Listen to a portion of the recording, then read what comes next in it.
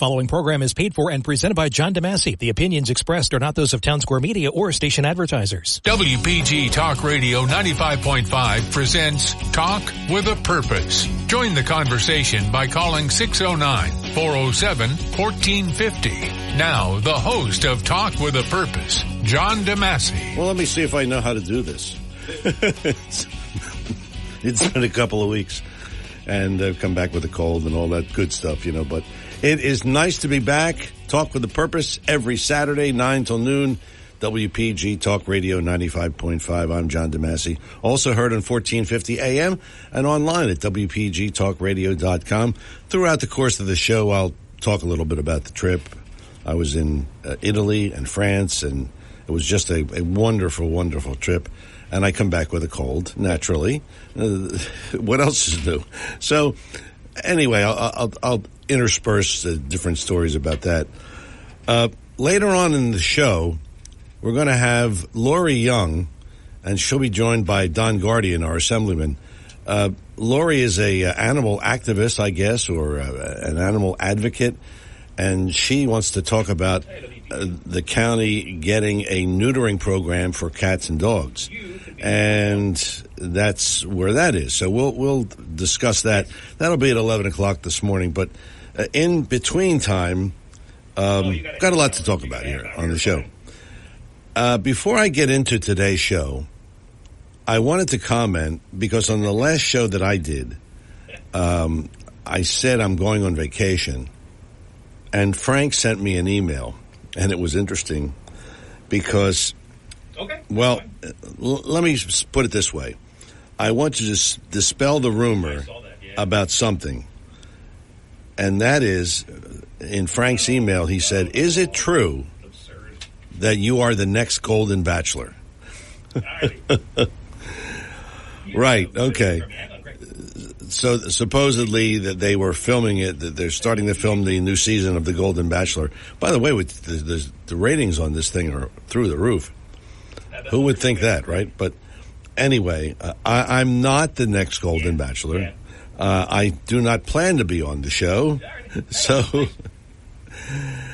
if you can make that happen, that's terrific. But nevertheless, I'm not the next Golden Bachelor. But as I said, I'm going to make reference to the trip and what I saw, and just some really beautiful, beautiful country. In France and in Italy, and it just tremendous. But when I was there, particularly in Rome and then in Venice, I saw the Eiffel Tower in Paris, and just tremendous. But I saw something in both Italy and France, and there is a tremendous amount of smoking. And they don't appear to have the same bans as we do when it comes to smoking. However, this is very interesting, and my godson was with me, and he showed me this. They don't appear to have the same bans, but in all of Europe, the packs of cigarettes that they sell have pictures of the human body and what cancer can do to it. Can you imagine that? Does that make you want to buy that pack of cigarettes? But apparently it doesn't deter, but they have different versions for different cigarettes. But the point is, and if you ever saw a picture of a lung or lungs that were affected by smoking, you know what I'm talking about. So I thought that maybe that would deter people in Europe, but it doesn't. So I come back to home and I see where good old Governor Murphy and the casinos are at it again, because they are proposing a ban on smoking in the casinos. Now, I think it's 25% of the casino floor has smoking. So they want to just ban it altogether. And that's where it's at. But as you would expect the casinos, because they are the biggest crybabies. I mean, the casinos, whenever you say anything, the pilot bill, remember that? Oh, we're going to have to close casinos if they don't pass that. We can't pay all those taxes. Oh, no? Well, you've been paying them. So the casino executives say they will lose business, and again, they may have to close a few casinos. Of course, they're not going to do that. Talk about the boy who cried wolf. The casinos should be poster children for a caption of that. But I thought about this, and I'll tell you what. I was affected by casino smoke. I had a couple of bouts of cancer, and I'm cancer-free now. But the point of it is, when I was diagnosed with both bladder cancer and kidney cancer, my doctor said, you should have never had this. But as a up-and-coming DJ, I worked in a lot of clubs, and you know what that means, secondhand smoke.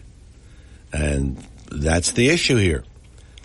So should these casino dealers be forced to endure secondhand smoke, which we know for a fact that it can cause cancer?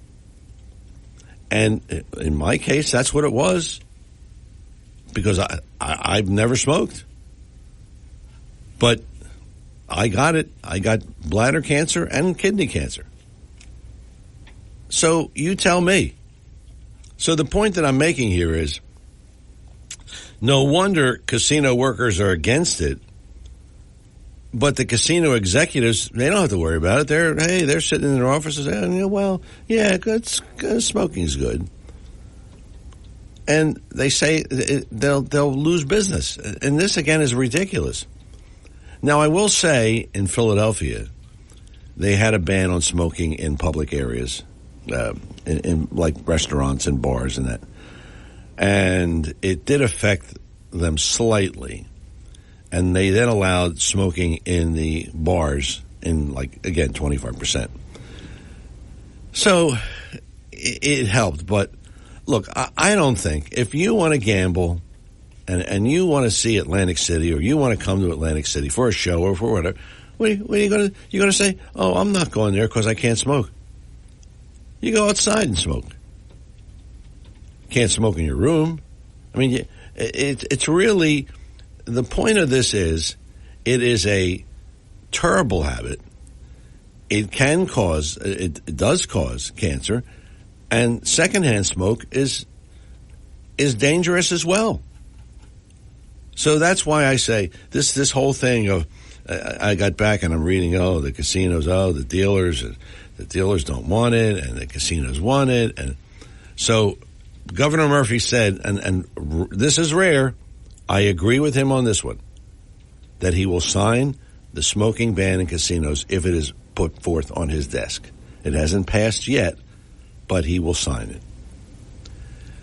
And I say, good. It's about time he did something good. So that's my opening rant here this morning. I'll tell you about the vacation and all that stuff. It's just really a wonderful, wonderful vacation. And the food, outstanding. So, Talk with a Purpose is the show. Saturdays, 9 till noon, WPG Talk Radio 95.5. I'm John DeMasi. The number in the studio, of course, will be 609-407-1450. But before we do any of that, we talk to the one and only Seth Grossman. And Seth, I forgot to thank you for filling in for me, but thank you for filling in for me. Nope.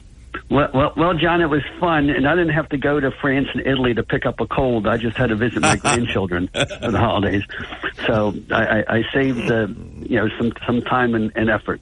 Anyway, for libertyandprosperity.com, we're meeting every Saturday morning, 9:30 to 10:30. Everybody's welcome to come. It's at Sal's Cafe in Summers Point. We invite everybody to go to the libertyandprosperity.com website.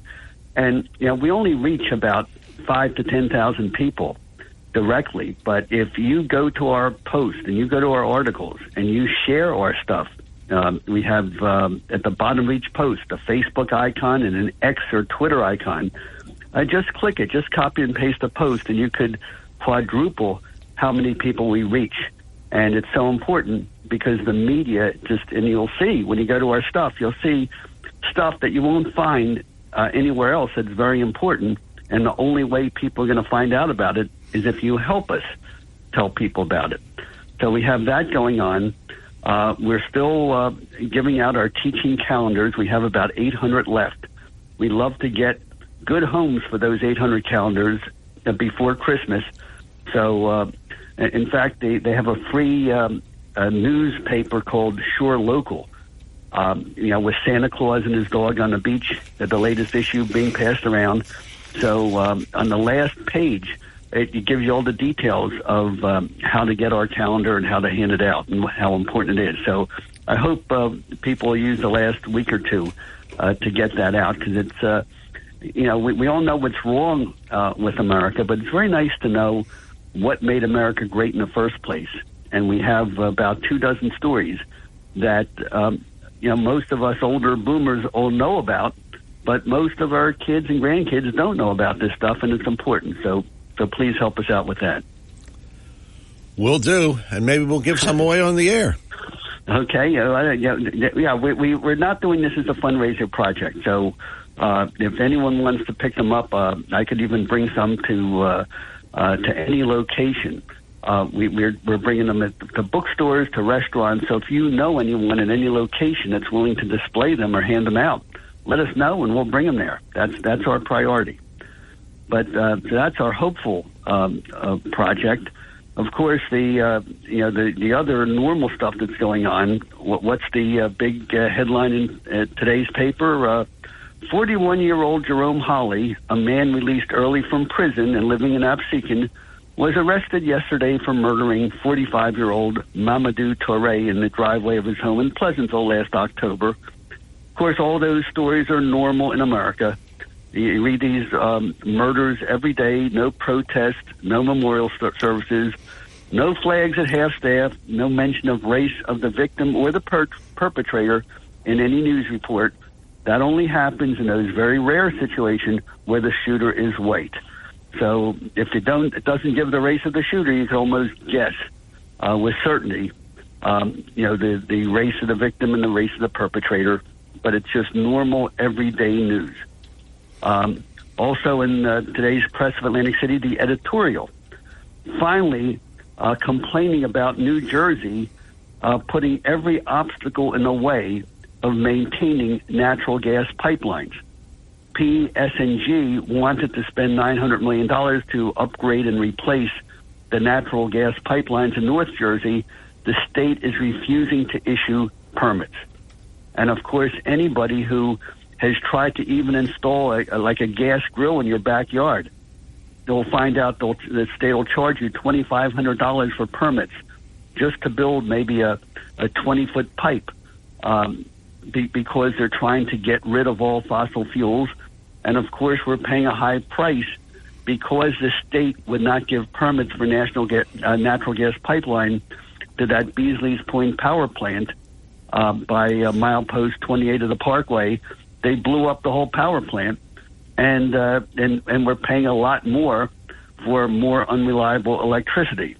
But it's nice to know the Press of Atlantic City finally noticed that and made an editorial about it. Okay. What else is going on today? Well, this is going to get me in trouble because I have to give the disclaimer whenever I talk about Trump or DeSantis that 2/3 to 3/4 of the folks who come to our Liberty and Prosperity Breakfast are for Trump, and 1/4 to 1/3 are for somebody else. But the debate between Gavin Newsom, the Democratic governor of California, and Ron DeSantis, the Republican governor of Florida, was very significant, and I think it's clear that DeSantis won the debate, and he won it the way every Republican should win a debate against a Democrat. It was fact-based. There were no personal insults. DeSantis made a very strong case that the conservative Republican things he did in Florida made the people there a lot better off than what the Democrats did with their woke policies in California. And as a result, a lot of people were moving from California to Florida and from New Jersey and Pennsylvania, New York to Florida because DeSantis was doing a lot of stuff right. And I think whatever your opinion is, and I'm just giving this personally, whatever you think of Trump or DeSantis, you have to agree that DeSantis showed how Republicans win debates against Democrats and win elections. Now, why do I think this is important? Because a lot of Trump supporters are saying that Democrats stole the 2020 election by stealing a few 100,000 votes in a close election in Michigan, Pennsylvania, Georgia, and Arizona. And that could very well be true because Democrats steal a couple thousand votes in every election. They've been doing it for 100 years. But it's also true that Trump lost more than a few 100,000 votes. At least I'm going to challenge a Trump supporter that remember that last debate between Trump and Biden in 2020? Yes.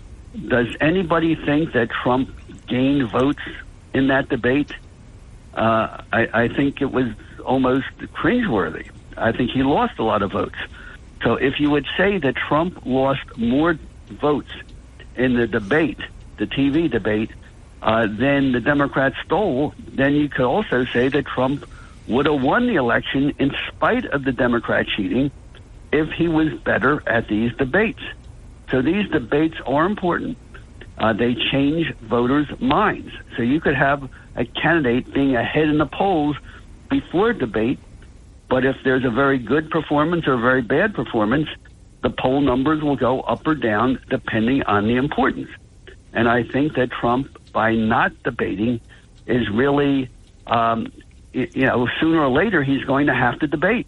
Do you think that Trump could go into a November election next year if he wins the nomination and say, I'm not going to debate the Democrat? No, can't do that. He's going to have to debate sooner or later, and wouldn't it be fair to Republican voters to see whether Trump has improved his debating skills since 2020?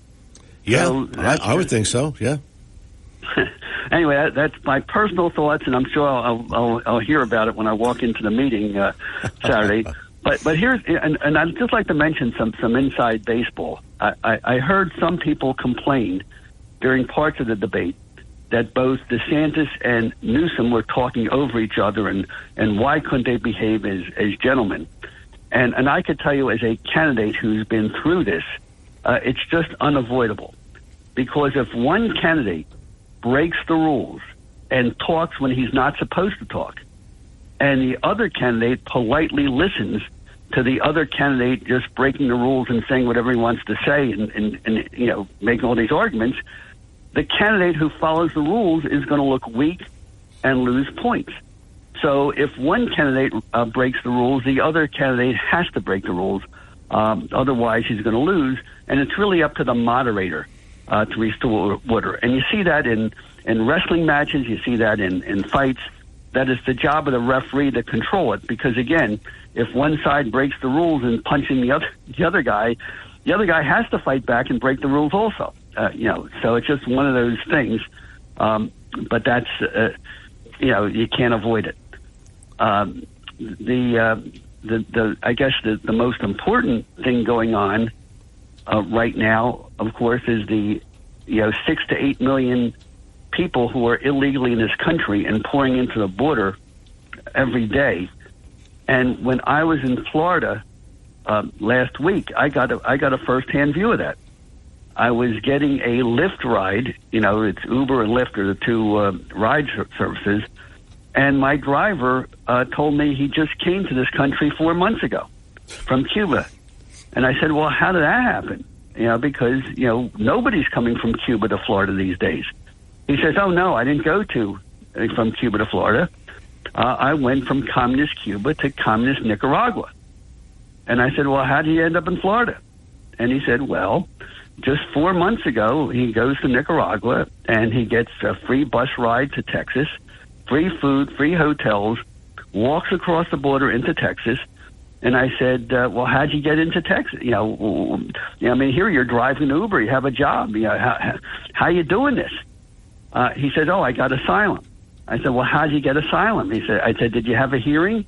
He said, oh, no, there's no hearing. They just give you papers. I applied for asylum. I fill out the form, and they give it to me.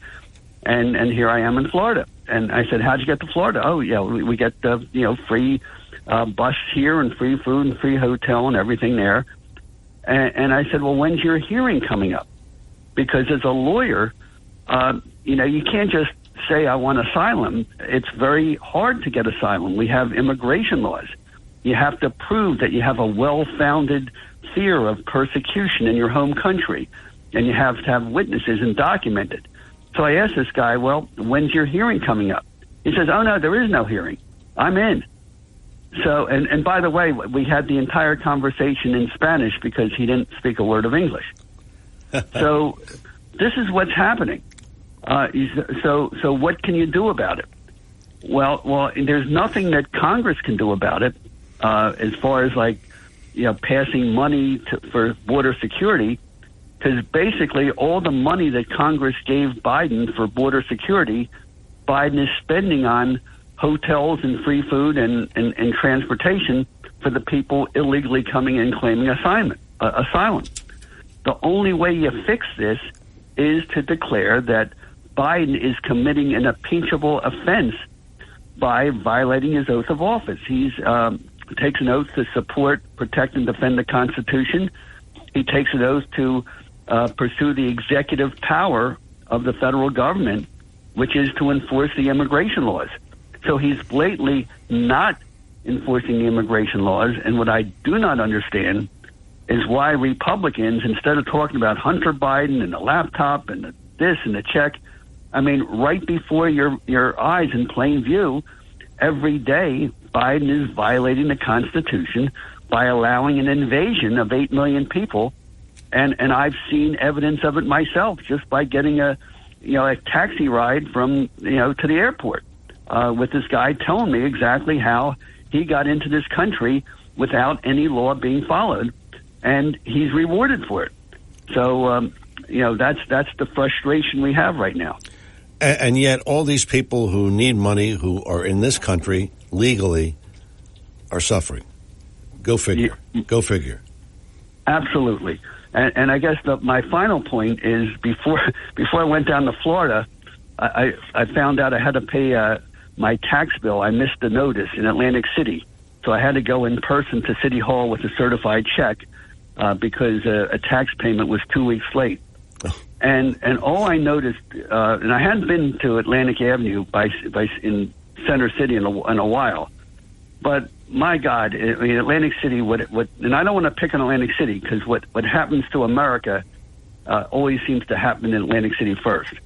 But I'm not even going to use the word homeless. That's a propaganda term. The streets are filled with bums and hobos. The traffic lights don't work.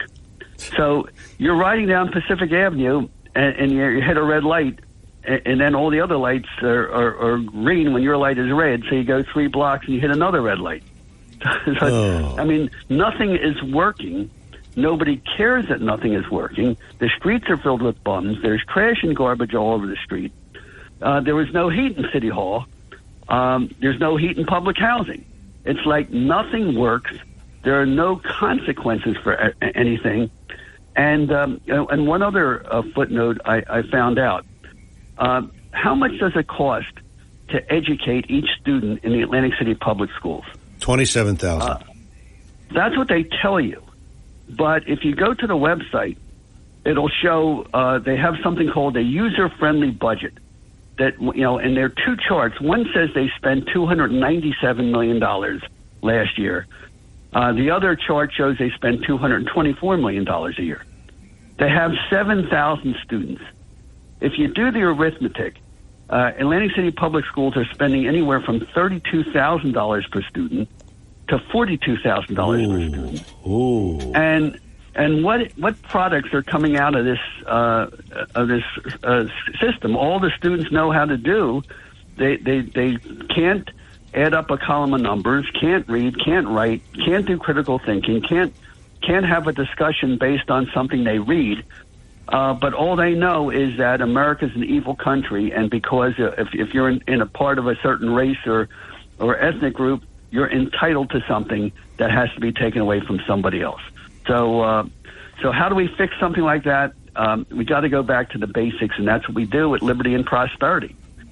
You can't appeal to voters if voters have no idea, that the purpose of a free country is not that you vote to get something from somebody else.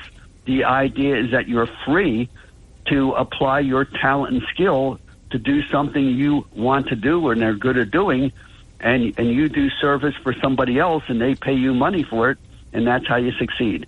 So that's our goal, and it's daunting, but we have to start somewhere. So that's why we have libertyandprosperity.com. And you're going to end up on time today. How about that? Absolutely. So thank you so much. Thank you. Thanks for filling in again. And let me head on over. Okay. Thank you. Seth Grossman, Liberty and Prosperity, the website libertyandprosperity.com, and of course the meeting every Saturday, 9:30 to 10:30 at Sal's Coal Fire Pizza on Groveland Avenue in Summers Point. I'm John DeMasi. It's Talk with a Purpose every Saturday, 9 till noon, WPG Talk Radio 95.5. We will lead off with Craig and then Bob and maybe you at 609-407-1450. Coming back, we'll start the calls right after these words. When it comes to you and your family's financial wellness, there are so many things to talk about. We could go on forever. To help guide you along the way, Joe Yakovich has written a book called The Heart of Your Money, Inspiration for Financial Wellness. In the book, Joe talks about longevity, inflation, retirement surprises, and many other topics. For your free copy of The Heart of Your Money, call the office of Joe Yakovich at JML Financial at 856-751-1771 or email Joe at jyakovich@brokersifs.com. For over 37 years, Joe Yakovich has been helping families throughout the area navigate the difficulties of a sound financial plan. You'll find Joe's approach to be different and not just the cookie-cutter methods that are prevalent in today's world. The path to your financial wellness and or retirement starts with a call to Joe Yakovich at JML Financial Group. 856-751-1771. 856-751-1771. Or email Joe at jyakovich@brokersifs.com. Joe Yakovich is registered with, and securities and investment advisory services are offered through Brokers International Financial Services, LLC. Member SIPC. Brokers International Financial Services, LLC is not an affiliated company. This holiday season, come celebrate in Hamilton. It's the blueberry capital of the world and so much more. Celebrate the taste with cuisine to satisfy any palate. Italian, Mexican, Asian, and traditional American specialties. Celebrate the spirit. Wineries, breweries, distilleries. Your choice of over a dozen places to sample local tastes. Celebrate the arts, Eagle Theater shows, and live music in so many venues. Celebrate the day. Celebrate the night. Celebrate the season. The Hamilton Rotary Winterfest, today and tomorrow. Main Street tree lighting tonight. Fireman's Parade next Saturday. Third Thursday on December 21st. And Hamilton's New Year's Eve Bash and much more. This holiday, bring the family and celebrate Hamilton. This message from the Greater Hamilton Chamber of Commerce is supported in part by a grant from the New Jersey Department of State, Division of Travel and Tourism. We are back here on Talk with a Purpose. Again, the number 609-407-1450. And let's talk to Craig in Northfield. Craig, good morning. Welcome to Talk with a Purpose. Well, bonjour, Mr. Massey. I by the way, I passed your message along to the Prime Minister of France. Okay. Well, I got to tell you, I was wondering if you got to see Mrs. McComb because she's pretty good looking. I got to tell you. Oh yeah. I don't believe she is. I like the way she wears the dress.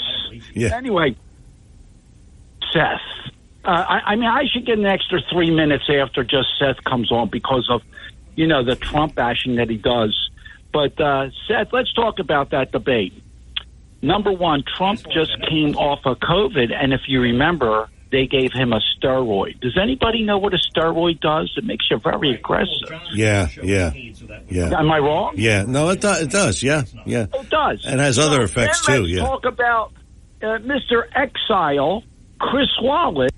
Oh. So it wasn't a fair debate, was it? It was 2 against 1, wasn't it? Yeah, that's right. No, Chris Wallace. Oh, Seth, you forgot about that. What a disappointment, Chris Wallace. No. But Seth, you forgot about that. So stop it, Seth. I got to tell you something. You got me a little aggravated with the way you came off.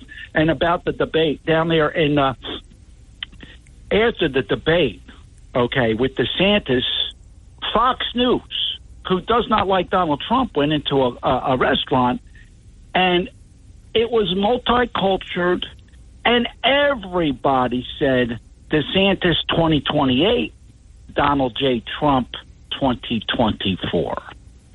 So we had a couple things go on here since you've been going over here. But did you see that little boy over there at the Redskins game? No. Not the Redskins game. I'm sorry, the Chiefs game? No, I didn't see it. With the two-tone face, he had the red and the black on. And, oh, my God, the news media ostracized this little boy because he insulted the black race and the Indian race by having those colors, the Chiefs colors, on his face. Jeez. Well, can you imagine? 11-year-old kid. Yeah. But here's the thing. The father is on the council, okay, of the Indians because that little boy's father and that little boy are not like that woman from, I forget, New Hampshire, but they actually have Indian blood. Oh, okay. Can you imagine? So you can only imagine the lawsuit that this little boy's going to have. So, back to Seth a little bit. Seth, down in Fulton County right now, okay, the Supreme Court of State of Georgia is now looking into 10,000 votes. 3,000 votes that they want to toss. So when you say that we're done with this, we're really not done with this, and we're still in Maricopa County going to the Supreme Court. So hold off, Seth. We got a whole limelight, and when Donald J. Trump goes to court, I think that we're going to see something about the election there. That's. I just want to follow up before we get to the big day tomorrow. Did you know that Zelensky got 2 yachts? No. Yeah. Jeez. I mean, 2. Not 1, 2. 2. So I was, and this is what Donald J. Trump said. I did say that, Seth. He said, "Follow the yachts if you want to see where our the money's going." Jeez. Because you see what's going on now. Jeez. Where did he get? I thought he would be putting his money to protect his country, not to buy luxury items. Remember, I told you a couple months ago that he got the Rolls. Yeah. You can't pull up to the yacht in a VW. Okay. I know Bob's coming on, so Bob, how about that game last week? Did you get to see that game? I saw highlights afterwards. I mean, it was like, I think it was 1 o'clock in the morning it was on where I was. I'm still recovering from jet lag because it was 6 hours, John, 6 hours difference. I do hope you feel better, but let me just tell you something. I hope you watched the field goal twice. That what was it? 59 yards, 60 yards. Yeah, I watched it. Yeah, that was amazing, and how we came out. But this week is going to be very tough. I'm dying to hear what Bob has to say. Harry says that the Eagles are going to win. I'm saying we're going to win by 10 points. I'm hoping. And we'll see what you got to say, too, okay. John. John, feel better and happy holidays. I will. Thank you, Craig. Thanks for the call. It is Talk with a Purpose every Saturday, 9 till noon, WPG Talk Radio 95.5. I'm John DeMasi.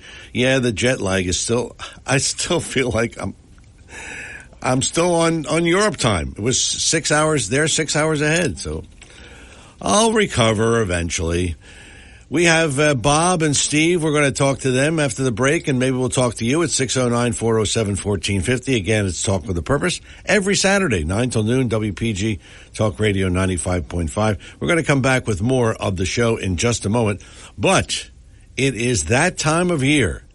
BF Mazzio is the place for the gift baskets, fruit baskets that you want to send. This is the time of year where you kind of can get all the relatives and friends out of town. You can, really take care of them very nicely with a tremendous gift basket from B.F. Mazzeo. As you know, B.F. Mazzeo has been best of the press, and now they got best of the press again this year, 9 years in a row. 9 years in a row. Imagine. Because their gift baskets, fruit baskets, they're the best.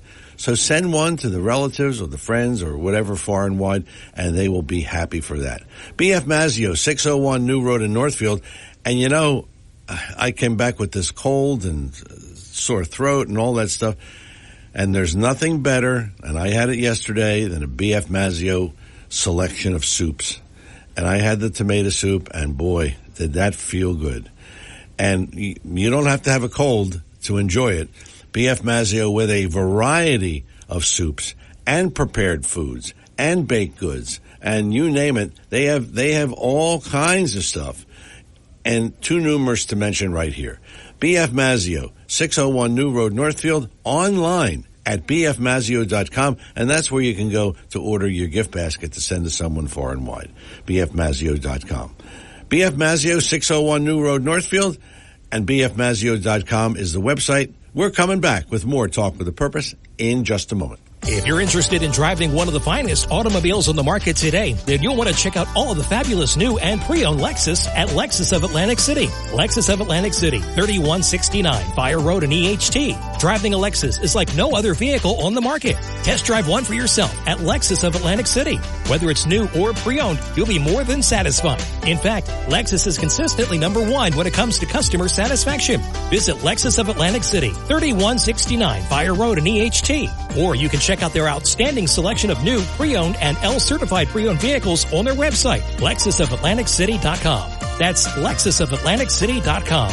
Or, if you want more information, call 609-641-0008. Lexus of Atlantic City, now celebrating their 26th year in the area. A dealership that you'll enjoy. No pressure, no gimmicks, no hassle, no hype. Lexus of Atlantic City, 3169 Fire Road in EHT. And remember, always online at LexusOfAtlanticCity.com. Your WPG Atlantic City Electric AccuWeather forecast for South Jersey today. We'll have some fog to start. Otherwise, it's cloudy and mild with a high 64. Periods of rain tonight. We're going down to 49. Occasional rain and drizzle tomorrow, the high 59. We'll see some sunshine on Monday with clouds mixing in. Monday's high 54. Plan with confidence. Visit AccuWeather.com. I'm AccuWeather's Rose Tamburino on WPG Talk Radio 95.5. Back here on Talk with a Purpose. If you want to email me during the week, yes, I am back full time, I think.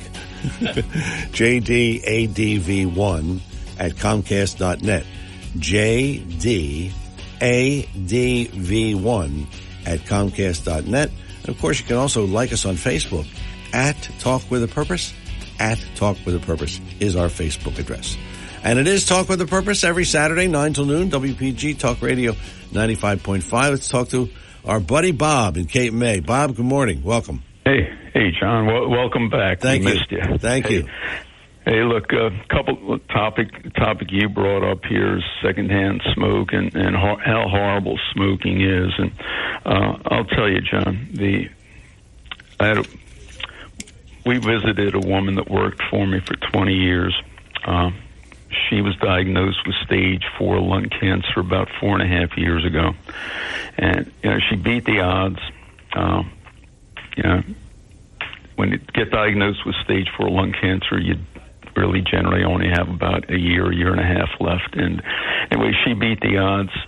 This spring, she was given a clean bill. Didn't find any cancer in her. And anyway, she, about a month ago, couldn't breathe, and she went to the hospital. She was told she was terminal. We visited her 2 days before she died, and 7 years younger than me. And smoking's a terrible thing, John. Yeah, it is. Thing. I can tell you. I mean, my mother passed away in 2010, and she stopped smoking. Listen to this now. She stopped smoking in 1979. Wow. And you know what was on the death certificate? Long-term effects of smoking. Wow. Huh? Yeah, I can give you an illustration. My brother, okay, he's 12 years older than me. 5 years ago, he died and it all started with he had tongue cancer, and he stopped smoking like I'd say 25 years before he had that diagnosis. And one of the biggest risk factors of throat and tongue cancer is smoking. Yeah, and it's a horrible thing, and it's ruined a lot of families' lives. I mean, it's just a devastating thing. Nicotine is more addictive than heroin. Okay, more addictive. Yeah, I believe that. Yeah, and look, and I'll tell you, from a business standpoint, it's kind of a tough deal here. We finally, at our motel, outlawed smoking. Finally outlawed it. Okay, we used to allow people to smoke on their balconies, and our customers have become so intolerant, and I think they're right. Yeah, even smoke coming their way when the wind's blowing the wrong direction. Yeah, okay, sure. So it's a terrible thing. Yeah. So look, a couple other things here. The steroid that President Trump was put on after he was diagnosed with COVID, it was prednisone. Prednisone is not an anabolic steroid. All right, that's what bodybuilders take. That's what athletes take to build muscles. That's what gives you the anger and the rage. That is not what prednisone does. Prednisone actually weakens you. Okay, prednisone takes away inflammation. It also goes after muscle. It does not cause any kind of like mental rage at all. It's a nasty drug, but it does not cause that. Anyway, so look, the Eagles game last week, we're going from point to point here, but hey, why not? So the Eagles game last week, it's just a testament to the heart that Jalen Hurts and the rest of the Eagles team has, because they came back from the dead so many times. They did. You know? Yeah. I'm a pessimist by nature. It's why I'm always happy and pleasantly surprised, okay, when things go better than I think they will. Yeah. But this is a tough game with San Francisco, particularly because we've got our run-stopping linebacker, Zach Cunningham's not going to play, and you have a real weak link taking his place. Yeah. Christian Ellis. I know. Yeah, he doesn't know the defense. He doesn't know. That's why he was benched. The kid is fast. He's strong.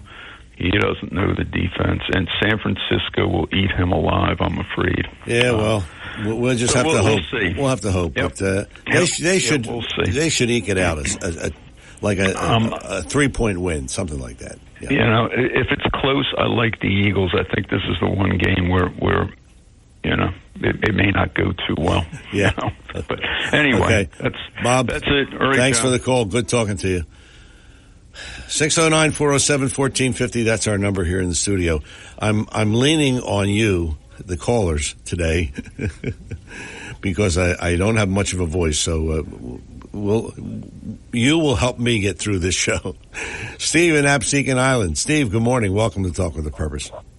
Welcome back, John. Thanks. I missed you last week. Thank you. It's funny. I turn on the program and I try to determine whether it's a rerun or not. I wish you guys would put the date, like say this program is pre-recorded from this day. I think we do that, don't we?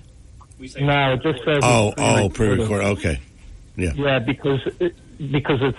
I'd like to get a frame of reference for the topics. Oh. You know. Okay. Which would be nice. Is that possible? Oh yes, that's an easy thing to do. That would be terrific if you could say this show is pre-recorded, say Saturday, November 1st, or what have you. You know, just okay. put the day and the date and the year, and this way you have a frame of reference with the news. Well, John, I'll try to keep your, listening.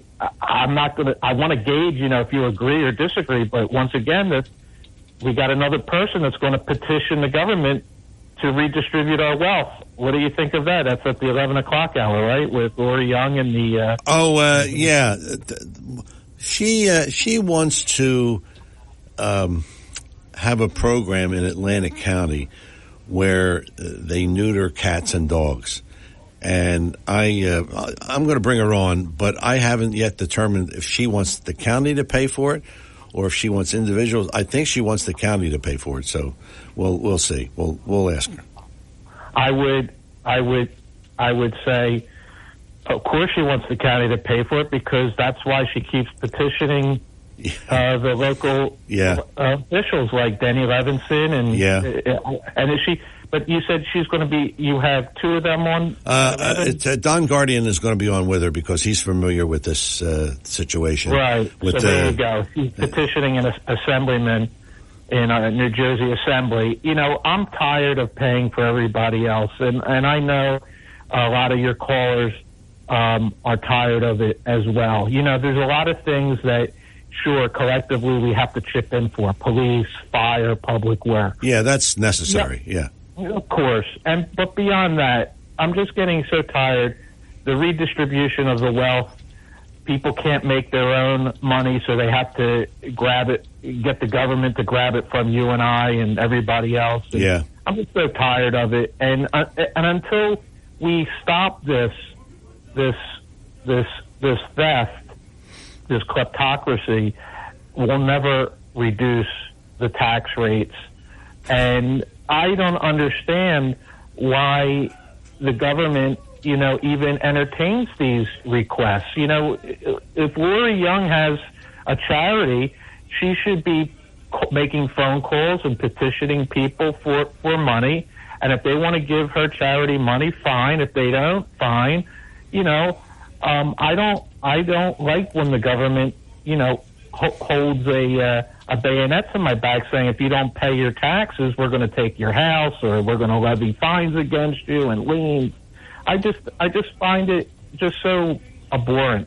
Yeah. And I don't get it, but I know she's going to petition this and that's what she's doing. You know, why should we have to pay for other people's irresponsibility? You know what, Steve? Why don't, if you have time or if you're available, she's on at 11. Why don't you give her a call? Okay, I will. But you got to back me up, John. Oh, yeah, well, look, I mean, I told her You can't turn tail and say, well, I don't know what he's talking about. I mean, hey, look, I'm giving her the forum to make her pitch. And Don Guardian is coming on with her to kind of support her. So that's all. And if you are against it, hey, you know. And you know what, John? That's the perfect venue. That's why you have your talk show, and that's why we have dialogue. Right. And that's the whole point of free speech. But, yes. But I just you know. I lost my train of thought. But yeah. Well, that was one of my questions to her is, do you want this? Do you want like taxpayers to pay for it? Do you want individuals to pay for it? That's what one of my questions is going to be. So it sounded like that's what she wanted when Don Guardian and Claire Swift were on. Yes, with Vince right after the election when she called in, and of course I chimed in and you know poo-pooed it. I just you know we just got to stop the taxes is part of the three-legged stool I keep talking about: taxes, resources, and the vote. And if we don't get a handle on those three things, you know, we're just gonna lose it. We're gonna just turn into a socialist country, right. And then of course the government will turn into a communist country, communist form of government. And you won't have any freedoms. You got to protect the money that people individually have. If we don't, you lose all your individuality. All right, Steve. Thanks for the call. Appreciate it. 609-407-1450, 609-407-1450. That's our number here in the studio. It's Talk with a Purpose, Saturdays 9 till noon. WPG, Talk Radio 95.5. Hour number one, rapidly coming to a close. We still have some time here for your calls at 609-407-1450, and we'll have more conversation in hour number two. I'm John DeMasi. We'll come back with final thoughts in hour number one after these words. Joe Yakovich is registered with and securities and investment advisory services are offered through Brokers International Financial Services, LLC, member SIPC. Brokers International Financial Services, LLC is not an affiliated company. When it comes to you and your family's financial wellness, there are so many things to talk about. We could go on forever. To help guide you along the way, Joe Yakovich has written a book called The Heart of Your Money, Inspiration for Financial Wellness. In the book, Joe talks about longevity, inflation, retirement surprises, and many other topics. For your free copy of The Heart of Your Money, call the office of Joe Yakovich at JML Financial at 856-751-1771 or email Joe at jyakovich@brokersifs.com. For over 37 years, Joe Yakovich has been helping families throughout the area navigate the difficulties of a sound financial plan. You'll find Joe's approach to be different and not just the cookie-cutter methods that are prevalent in today's world. The path to your financial wellness and or retirement starts with a call to Joe Yakovich at JML Financial Group. 856-751-1771. 856-751-1771. Or email Joe at jyakovich@brokersifs.com. We are back here on Talk with a Purpose. Again, 609-407-1450. Rare moment in the show. We have some open lines, so if you want to jump in now. No waiting. Imagine that. No waiting. 609-407-1450. I'm just curious. I come back and I'm catching up on things. But I saw, and I guess you saw this too, the congressman from New York, George Santos, they threw him out right away. I mean, gone. They changed the locks. Can you imagine? Which leads me to the question, why can't they do this with Menendez? How is that different? Maybe I don't understand the workings of Congress, but how is that different? I mean, Santos, he used campaign money to do whatever he did. He, bought this and bought that or whatever. Well, what did Menendez do? And he did it once. He was acquitted. Now he's doing it again. So where is this going? But Menendez is still in the Senate and Santos is out? Are there two different rules for Senate and Congress? I don't know. I'm just asking out loud my thoughts that this is what I think should happen with Menendez. He should have been thrown out a couple of weeks ago. So how is this justice?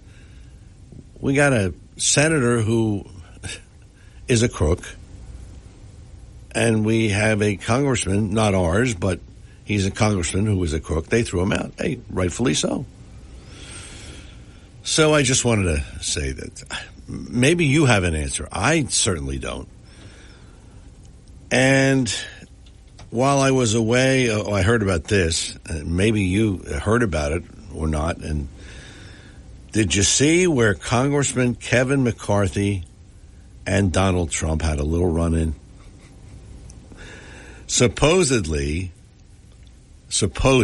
I can't imagine this happening. The congressman told the president, yeah, he dropped the F-bomb on the president. Of course, he denies it. McCarthy denies it. And the president wouldn't comment. So who knows? But again, it's good theater surrounding Trump.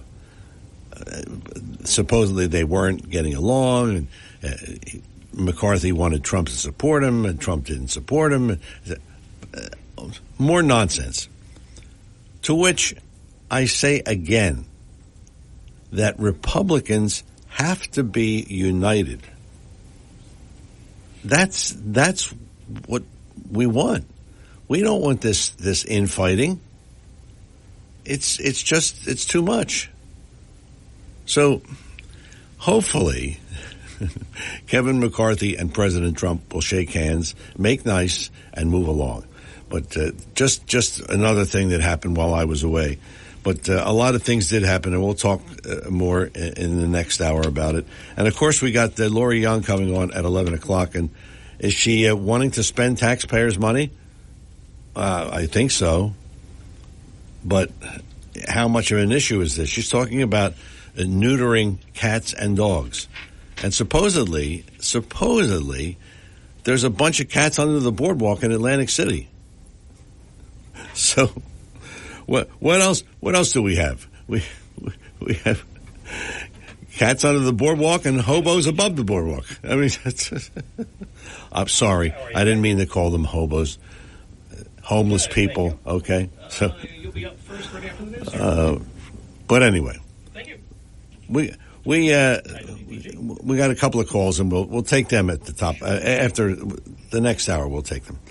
I'm having trouble talking today, and I apologize, but this vacation really hit me for, I mean, it was really a great vacation, but boy, I came back, and I am so messed up in the head and the cold and all that stuff, but we'll get through it here.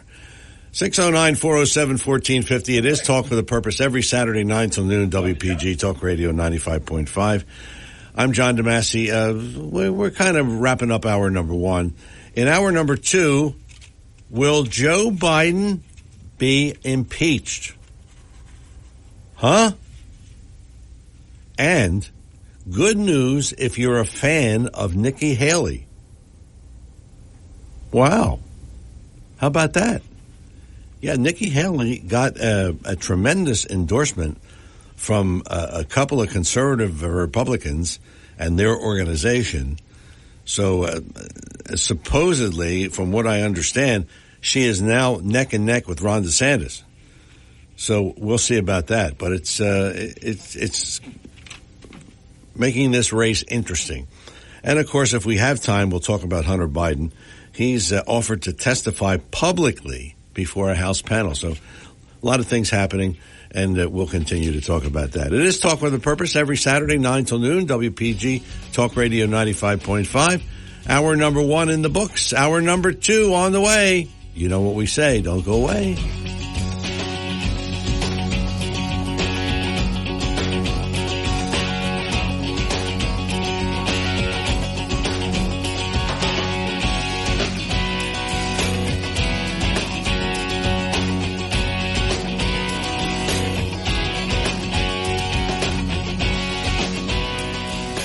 95.5 FM and 1450 AM WPGG Atlantic City, WENJ HD3 Millville, a Town Square media station. WPG Talk Radio 95.5 presents Talk with a Purpose. Join the conversation by calling 609-407-1450. Now, the host of Talk with a Purpose, John DeMasi. Hour number two, Talk with a Purpose every Saturday, 9 till noon, WPG Talk Radio 95.5. And as the man said, I'm John DeMasi. 609-407-1450 is our number here in the studio, 609-407-1450. And again, Lori Young, I've been calling her animal activist, animal advocate. She's coming on at 11 along with Don Guardian, our assemblyman. So we'll talk about they want to have a neutering program like Cape May County. So it's we'll talk about it. Oh, more taxpayer dollars. Hope not. Anyway, we have a bunch of callers we'll get to in just a moment, but I just wanted to mention the House Republicans are considering building a formal vote next month to authorize the impeachment inquiry into Joe Biden as the party looks to legitimize a process that has yet to yield any direct evidence of wrongdoing by the president. So they're going to try to impeach him on what grounds? No grounds? I mean, have something, guys. You know, I would like Joe Biden to leave office today, but that's not going to happen. But there has to be a reason, and incompetence, I think, is not in the Constitution. Otherwise, everybody would get bounced out. The White House called the proposal an effort by Republicans to distract from their own chaos and dysfunction. How's that for fighting back? House Speaker Mike Johnson has expressed some caution about the impeachment push, but he says the evidence already uncovered by Republican chairman is alarming. Wonder what that is. Alarming evidence against President Biden? So that's my question. Well, what is the alarming evidence? They're not going to say? Do they have it? What do they have? Other than the fact that he's incompetent and he's old, if you make it to 80, congratulations. But, so I don't think it's going anywhere, really. So don't get your hopes up. But we're going to have to wait till November, and then we'll get him. Greg and Absecon. Greg, good morning. Welcome to Talk with a Purpose. Mr. Bashi, good morning. Good morning, sir. Thank you. Seth Grossman is entitled to his opinion as far as who he would like for president. Right. I wish he would keep it narrow like that. He likes DeSantis. I wish he would leave Trump alone. There's enough people beating him up. Oh, yeah. I don't know how the hell he's still standing. I don't either. And he's playing whack-a-mole with about 5 different games at once. Yeah. Between the courts and the states. Yeah. It's absurd. Yes, it is. And then they go out and they hire a headhunter and an assassin to really do him in. And that poor individual, he's more confused than anybody else. And who's that? Who's the assassin? Smith. Huh? Smith. Oh, okay. Yeah. Yeah. And he's an assassin. As far as the government, they should really think seriously about folding their tents and going home. Because if they don't realize how ridiculous they look, it keeps getting worse. Yes, it does. They keep expanding it, and they keep coming up with nothing. They keep grabbing at stuff, and it's nothing but smoke and mirrors. It's insane. Yeah. And it's not going to get any better for them. It's just going to get worse. Well, you always have hope, Greg. You always have hope. Exactly. That it can get better. It probably won't, but you can hope. We're still here, aren't we? So. Yes. Have a good one. You too. Thanks for the call. Frank and EHT. Frank, good morning. Hey, good morning, John. Welcome back. Thank you. Hey, John, regarding Santos that you were discussing earlier. Yeah. What was the crime he actually committed?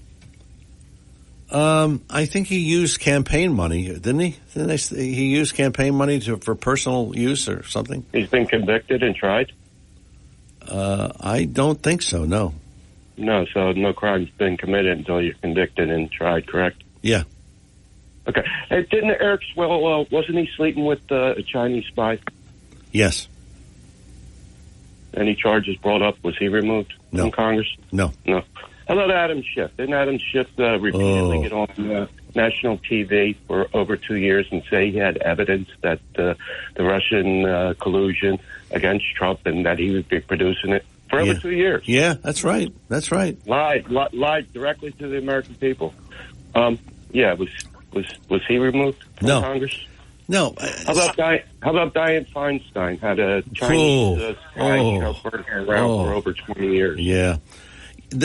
You're feeding into my point that how come this guy gets thrown out and they change the locks immediately.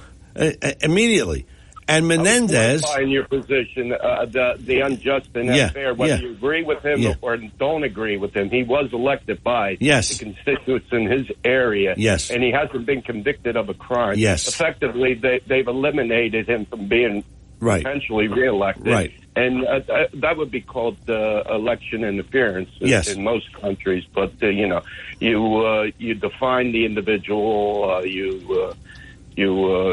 to repeatedly scandalize the individual without even being convicted and effectively marginalizing and eliminating him.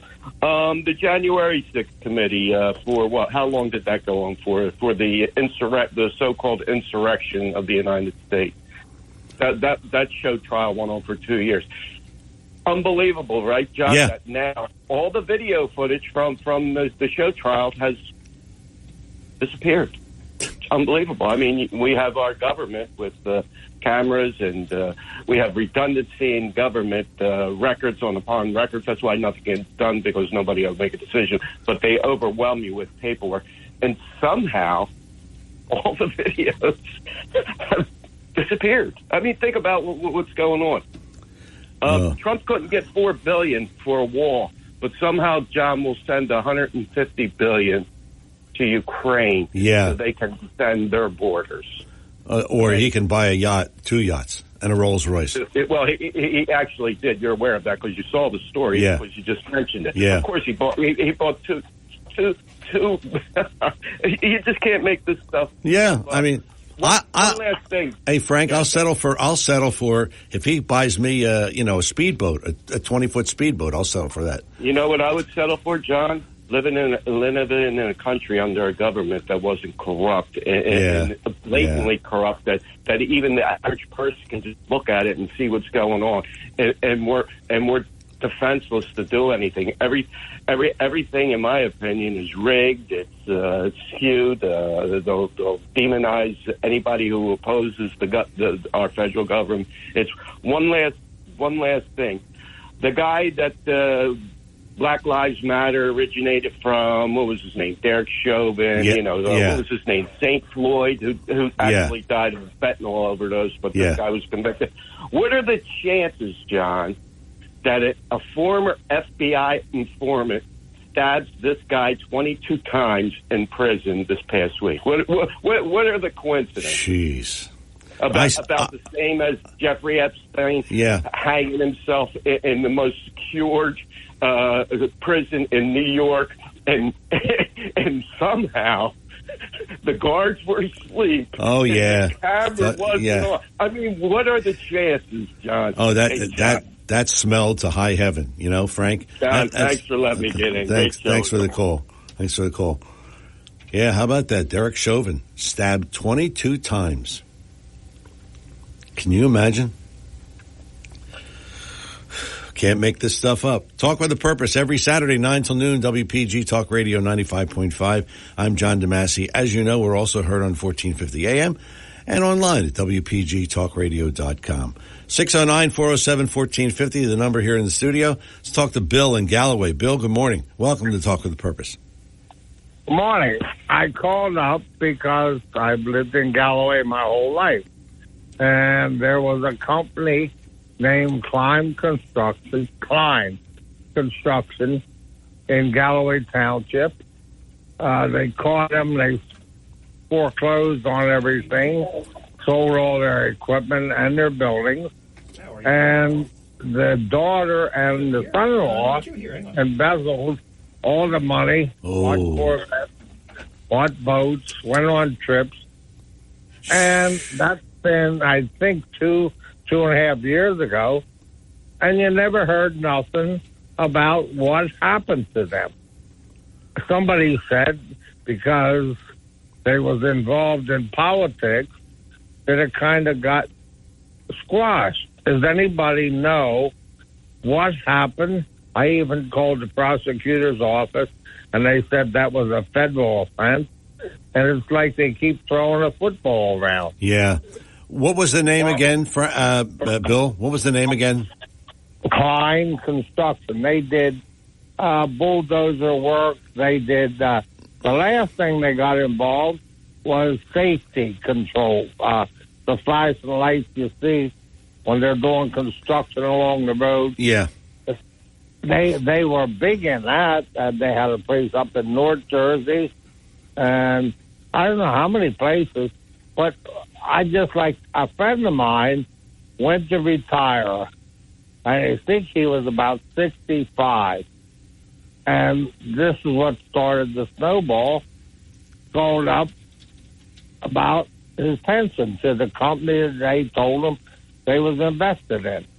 And they said, you don't have nothing. Yeah. And that's when, everything blew apart. But nobody can tell me what happened. Yeah. There's got to be somebody listening to this. Okay. Station. If they're listening, they'll let us know, and we'll try to look into that. But as far as the pension is concerned, Bill, how long ago was this? I was going to say 2-3 years ago. Well, not that far. If they owed him a pension, that's illegal. Wait a minute, but they had 30 or 40 employees. Okay. Yeah. It wasn't just one guy. It was guys anywhere from the age of 30 to 65. And I knew some of them because I was in construction, and I knew them. And I'm saying to myself, it's a shame because if somebody would have taken my pension and nobody had an answer, I would find out where they live because there would be some kind of satisfaction. Yeah. So, if somebody can find out what happened. We'll look into that. We'll look into that, Bill. Thanks for the call. That is a bit strange because from what I understand, they changed those laws, and if you have a pension in your company, you have a pension, that has to be somehow set aside and guaranteed and all that stuff. So I don't know if that's what happened there. So I have to question that, and we'll look into it. Linda in Absecon. Linda, good morning. Welcome to Talk with a Purpose. Comment allez-vous? and your response is très bien, merci, êtes-vous? So, how about you? What about me? On France and Italy? Yeah, that was a trip. That was a trip. And you kept it a secret. Well, it wasn't really a secret. Look, by the way, I should mention this. My godson paid for the trip for me. So, I mean, wow. How about that, huh? How about that? He gets the Lexus, right, and the condo. Well, hey, look, and anything else I have. No. What about your little guys? Oh yeah, well they'll get something. Okay. Well, I like Lori Young. I like her a lot. I got the opportunity to speak with Lori when she had Dr. Malone on her show, and that was, I was so honored to speak with Dr. Malone. He's the one who is the founder of the mRNA science, and who recognized this COVID vaccine as problematic. And he was brilliant. He did a lot to save a lot of people, maybe, having taken the shots himself. But very nice woman, and who just loves animals, I know that. And so maybe if she's looking for a little bit of a handout, I mean, everybody else is handing out money. You can't blame her for asking, right? Right. But I get what Steve is saying. Yeah. Things are tremendously out of hand. Yeah. It's I guess what he's saying is, at what point do we say no? I mean, this is enough. Of course. So right. That's all. Now, of course, DeSantis would be brilliant in a debate with Newsom. Who wouldn't? Well, that's true. I mean, I could put my grandson up against him. Okay. I mean, all he did what all he had to do, and then plus so much more. He showed up a poop map.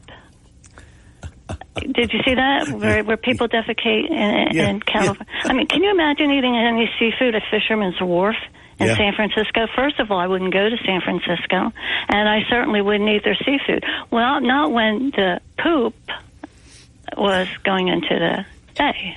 I heard this the other day. Did you hear this? If there's defecation in front of your house, if somebody defecates, whatever, you dial 311 and they come out and they clean it for you. Oh, sure, why not? I what? And I said, what? Is that true? I mean, I guess it is, but Nothing shocks me anymore. I'm numb to it.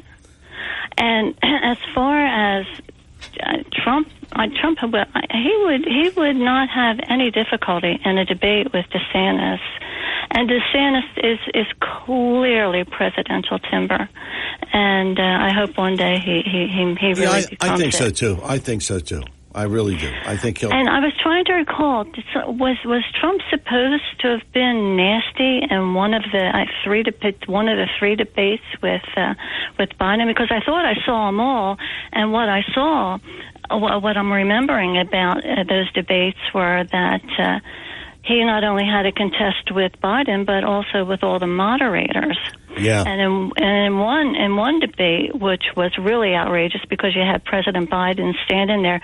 Well, basically, do you remember when the 51 intelligence people signed on to a statement that the Hunter laptop scandal was Russian misinformation? Yes. And so 51 intelligence people signed on to that just before the 2020 election. And 5 of them were ex-CIA directors. And they signed on to that. And what happened? It found out that it was misinformation. So I'd like to bring these people before the Senate or the Congress and have them investigated as to, because that put the weight on the election. And I'm so happy to hear Seth sort of say that, well, he's acquiescing sort of with a little bit of verbiage that, there were some votes stolen. Well, stolen and added, and every 6 ways from Sunday it was manipulated. So that's right.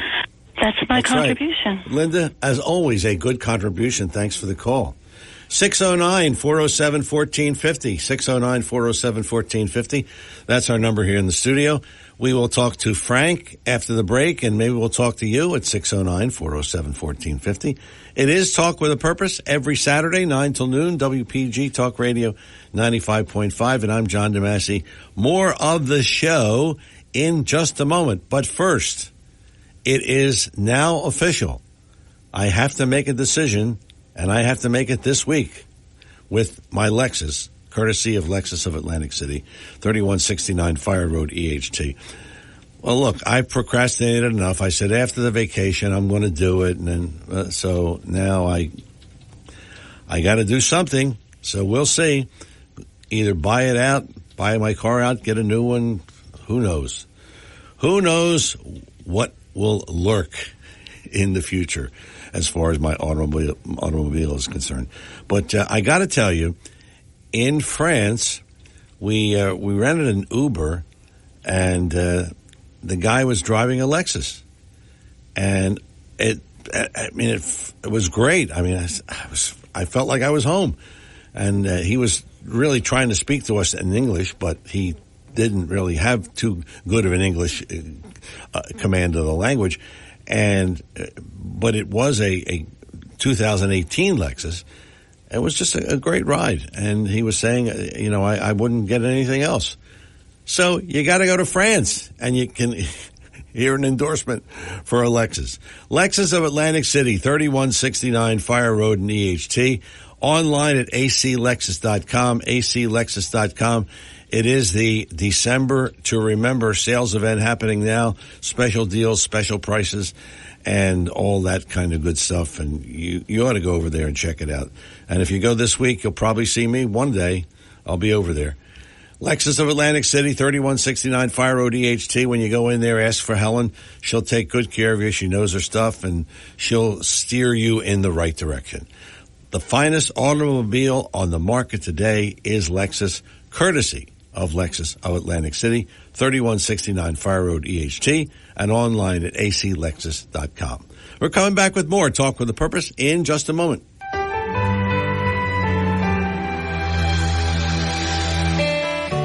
I'm Seth Grossman for LibertyandProsperity.com.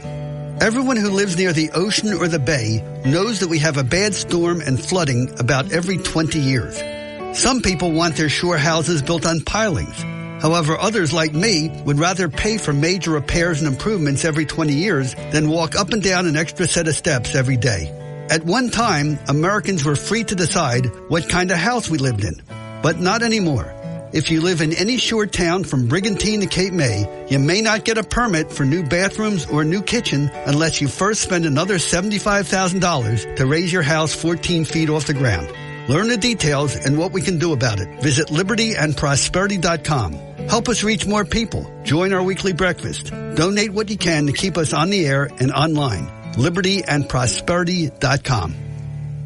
Chances are you've tasted the delicious fruits and vegetables from B.F. Mazzio, but didn't know it. That's because B.F. Mazzio has a huge wholesale division that delivers to area restaurants, schools, hospitals, and more. If you own a restaurant or run a commercial kitchen, call B.F. Mazzio's wholesale division at 609-641-6608. That's 609-641-6608. And don't forget B.F. Mazzio at 601 New Road in Northfield. Call 609-641-6608.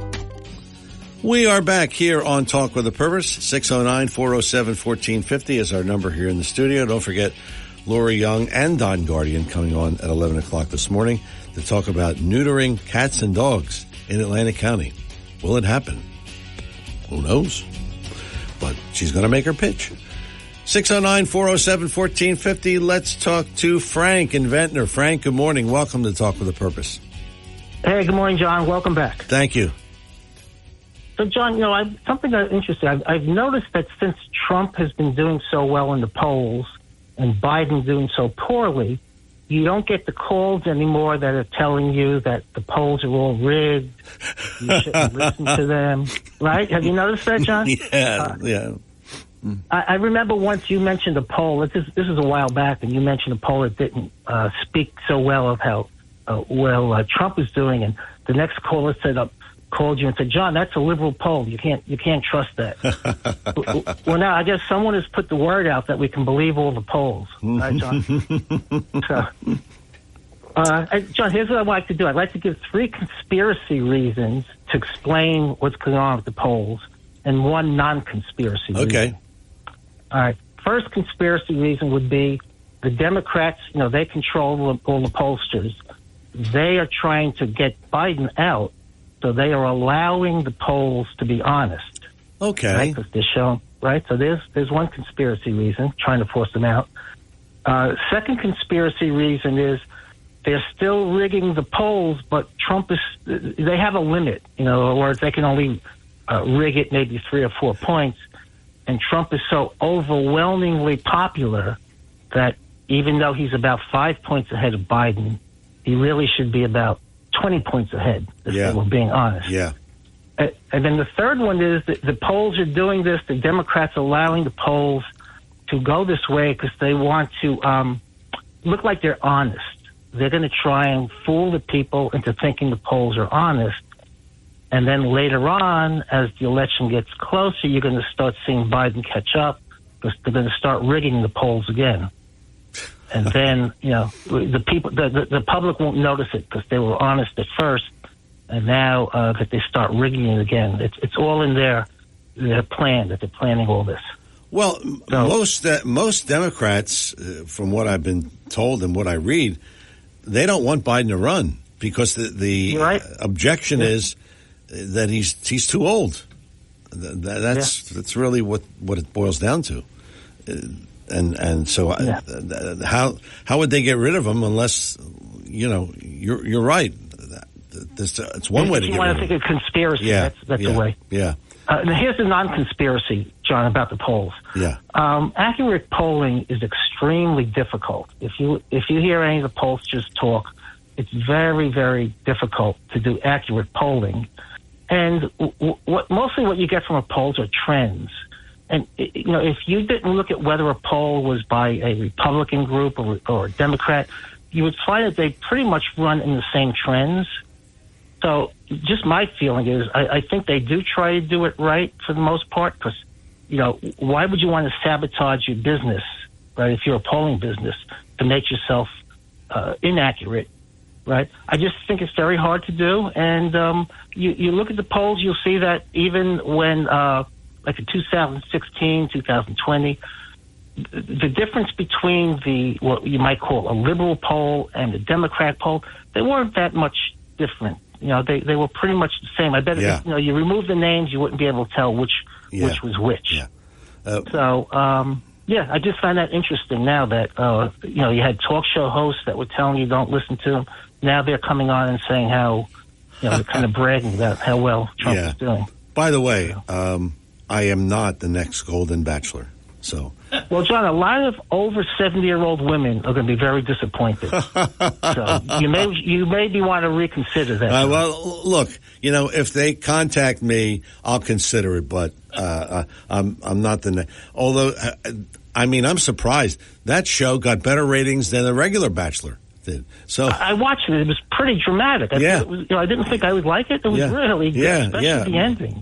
So it was good. We'll see. If I'm going to be on, you'll be the first to know, Frank. Okay. All right, John. Thank you. Thanks for the call, Bob and Cape May. Bob, good morning. Welcome back. Hey, John. Hey, look, Nikki Haley. Okay, so she's an absolute disaster. Okay, we have our differences. My friend Craig and I, we have our differences versus Trump and DeSantis. They're both America First, solid conservatives when it comes right down to it. But Nikki Haley, it's not original for me. I think a lot of your callers have heard it, but she's been described as Dick Cheney in high heels. Yeah, I heard that. She after the George Floyd riots, Nikki Haley was kissing up to the New York Times and to the liberals with her statement they were all to blame for it, they were all responsible for it. Okay, so she's a globalist. Okay, she's not tough on the borders. Okay, I don't think she's going to be tough on protecting American jobs and free trade. All right. The establishment Republicans love her. Okay, so again, I think we and again the big money, the big donors are now going to Nikki Haley. They're off the DeSantis bandwagon. Yeah, these Koch brothers, they're pretty powerful. They are. Yeah, I think only one of them's still alive. Yeah, but they look, a lot of what Americans for Prosperity believes in is good. They believe in lower taxes, limited government. They claim they believe for more individual freedom. All that is great. But when it comes to backing candidates and what they really look, with the Koch brothers and they're big business guys. They want cheap labor. They want open borders. They want complete free trade. Okay, so our decent paying manufacturing jobs get shipped overseas. So the fat cats, the Republican and Democrat fat cats on Wall Street, are the ones that real benefit. Our middle class gets wiped out. That's what Trump hit a nerve on. That was one of Trump's big campaign issues, and he hit the bullseye with it. Okay, so that's where we are with Nikki Haley. The unfortunate part of Nikki Haley is, and I do have to admit this, given her stance on abortion, she may be the most electable Republican candidate. I hate to say it, I really do, because I think I don't know what the hell we're fighting for when we jump on the Nikki Haley bandwagon. What we're probably fighting for in that instance would be, okay, she's a hell of a lot better than any Democrat that would be elected, but man, we're not going to get much of what we want. We're going to get foreign. We're going to get a lot of our troops and our treasure is going to be spent on Ukraine, on all these other foreign entanglements. Our jobs are going to continue to be getting offshored. Our middle class is going to continue to get beat up, and the borders will not get closed. So that's the deal with Nikki Haley. What do you think? What do you think of this? A Trump-Haley ticket? Well, in terms of policy, in terms of like, are they on the same? Yeah, are they on the same? He gets the nomination. Level? I understand. Yeah, he picks I out his vice understand what you're president. getting at. It balances the ticket. Yes. It gives the Trump is still weak with the female votes. Yes, I get that. Yeah, and it's probably a good idea, John. But what I hate about it, though, is that like a lot of Trump's personnel in the first term, they all, like Nikki Haley, would be tremendously opposed to most of Trump's fundamental policies. Yeah, that's the issue. Yeah. Okay. And you know, we get an 80-year-old Donald Trump elected, you know, with you got it, number 2 here. With his health situation. I mean, he's vibrant now, but he's still 80 and, you know, kind of overweight, right? You just wonder, are we electing another George Bush or Dick Cheney that is going to stab the conservative movement in the back? That's what I worry about. But she brimmed, you know, the truth is, you know, look, this abortion issue, it's a wedge issue that works for the Democrats. The voter participate. It gets the female votes in a lot of these swing states are really, really drawn out. They really get, you know, Madison, Wisconsin, as I mentioned a few weeks ago, liberal city, had an 80% voter turnout in the 2022 election. Okay, so that kills Republican chances in the swing states. Yeah. You know, that's the problem. You know, we're in, and you know, and look, you know, I hate to say this about DeSantis too. I mean, his 5 or 6 week abortion ban, the country's not there. No, I'm there. No, I'm there. I'm fully there, but the country isn't there. So what you get when you try to force legislation down the throats of people, you get a backlash, and then you get people that just want to open the door to abortion again, completely open it. So, you know, we need to be realistic. You know, we need to be able to elect people that will change people's hearts and will keep the open door abortionist at bay. You know, but we're not doing that now with this 5 and 6 weeks abortion. Yeah, that's true. The country isn't there yet. No. I have a friend in Delaware. And she's absolute rock solid conservative. Absolutely. Smart woman. Okay? She's told me she'd never vote for DeSantis after the 5 week ban. Okay? Yeah. And was on board with DeSantis like 100%. Yeah. Before that.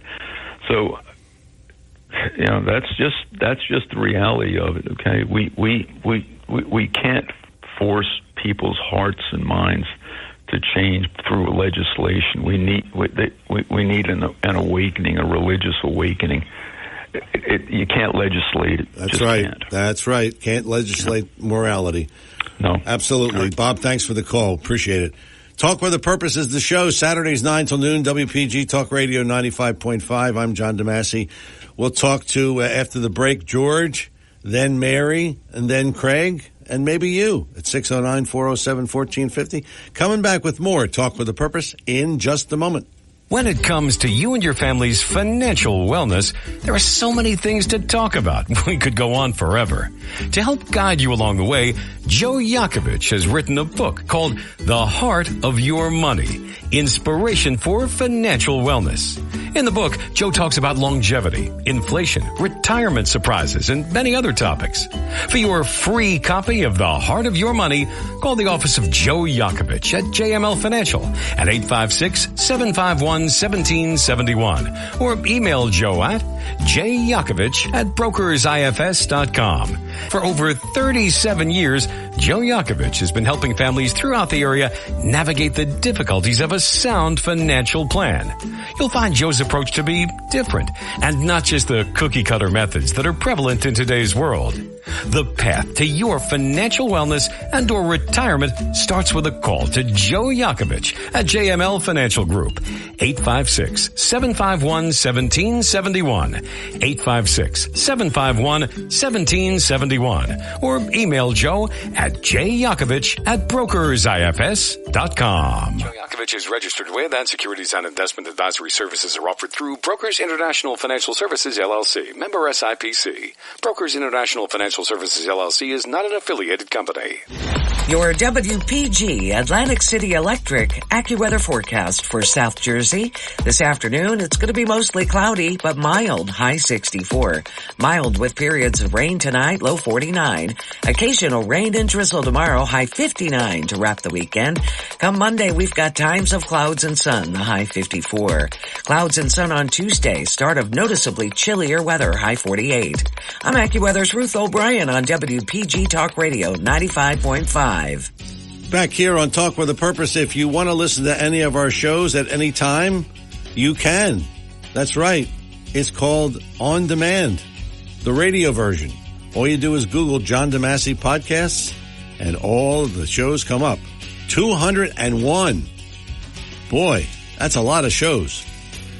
Do I remember what I talked about on show 167? No. But you can find out. Google John DeMasi Podcast, and all the shows come up so you can listen to any of them at any time, whatever you want. Talk with a Purpose is the show, Saturdays 9 till noon, WPG Talk Radio 95.5. Let's talk to George in AC. George, good morning. Welcome. Well, how are you? And welcome back. And I'm sorry to hear that you got a little ill there, but you're recovering. Yeah, well, it's better today than it was yesterday. Couldn't have done the show yesterday. So it's all good. Anyway, I have a question because I'm a little perplexed, and I just don't know what's going to happen. So I figured I would ask you what your thoughts are. Okay. And since Craig is on, I'd really like to hear his thoughts as well. Look, in my mind, Trump's going to be the nominee on the Republican side, so unless something really radical happens in one of these court situations. Right. But I think that he's got enough legal savvy to delay everything enough that I can't imagine him being found guilty of anything before the election. I agree. I agree with that. Okay. So with all the legal maneuvers and whatever, I mean, first of all, hey, all the way up to the Supreme Court if he has to, because he's got like 4 cases going on at one time. Let's be realistic. Yeah. Okay, so unless something unbelievable happens, he's the nominee. Okay. On the Democrat side, Biden's not going anywhere. In my mind, he's there, lock, stock. He's not moving. He's not budging in any way, no how. But the Democrats as a party, I mean, they have a survival mode. I mean, do you think that they're going to let this happen without some kind of a battle royale that's going to take place over the next few months? What are your thoughts on that? I think that most Democrats don't want Biden to run, but they're kind of like between a rock and a hard place. What do? Do we tell him to resign? Do we tell him health? What do we do?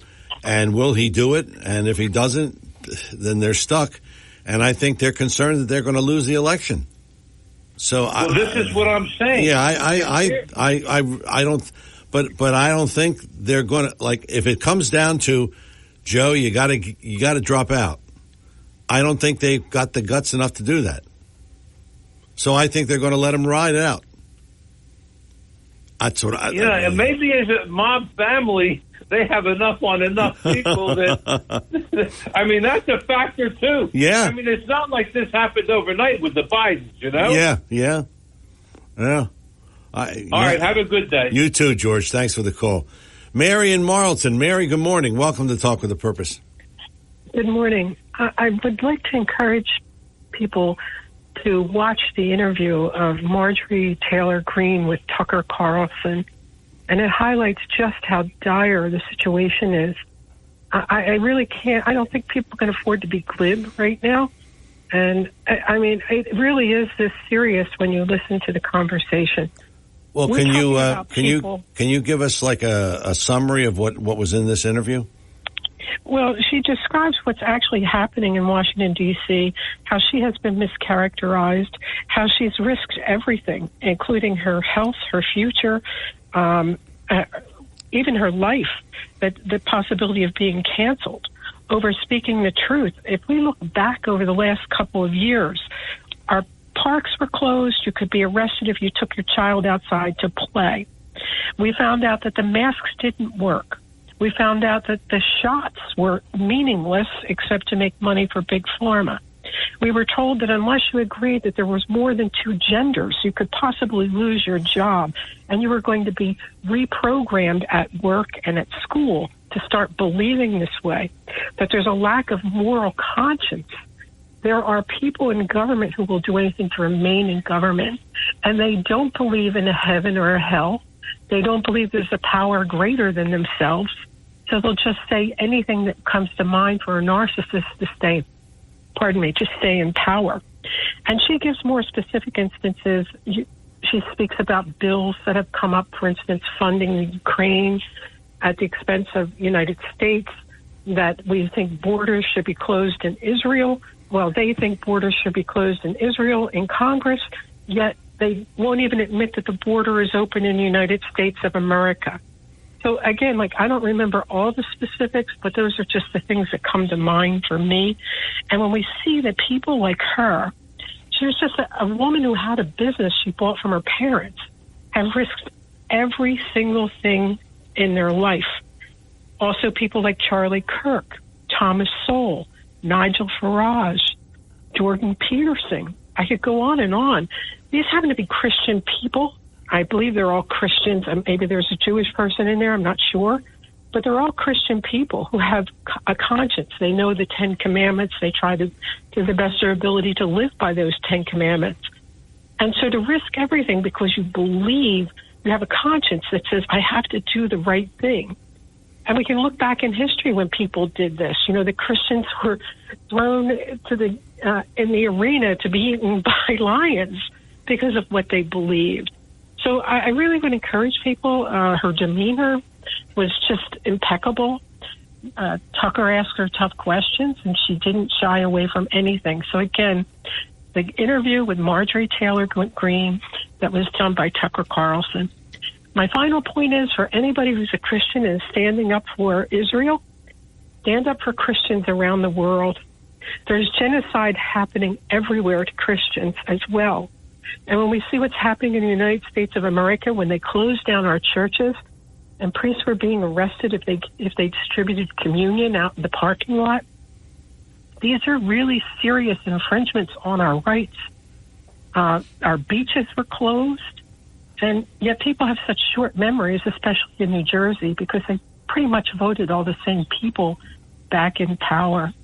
You can be arrested now for being a dissident based upon false dossiers. It's again, I am not as eloquent as she is, and I have a cold right now, but I would encourage everybody to watch the interview and to pray for conversions, like the gentleman from BLM. We have to pray for more conversions where people start seeing things from a moral perspective and wanting to save the United States of America. Well, Mary, very well said, and thanks a lot for the call. We appreciate it, and certainly it's an interview that I will look up and try to watch it as soon as I can. Craig is in Northfield. Craig, good morning. Welcome back. Well, thank you, John.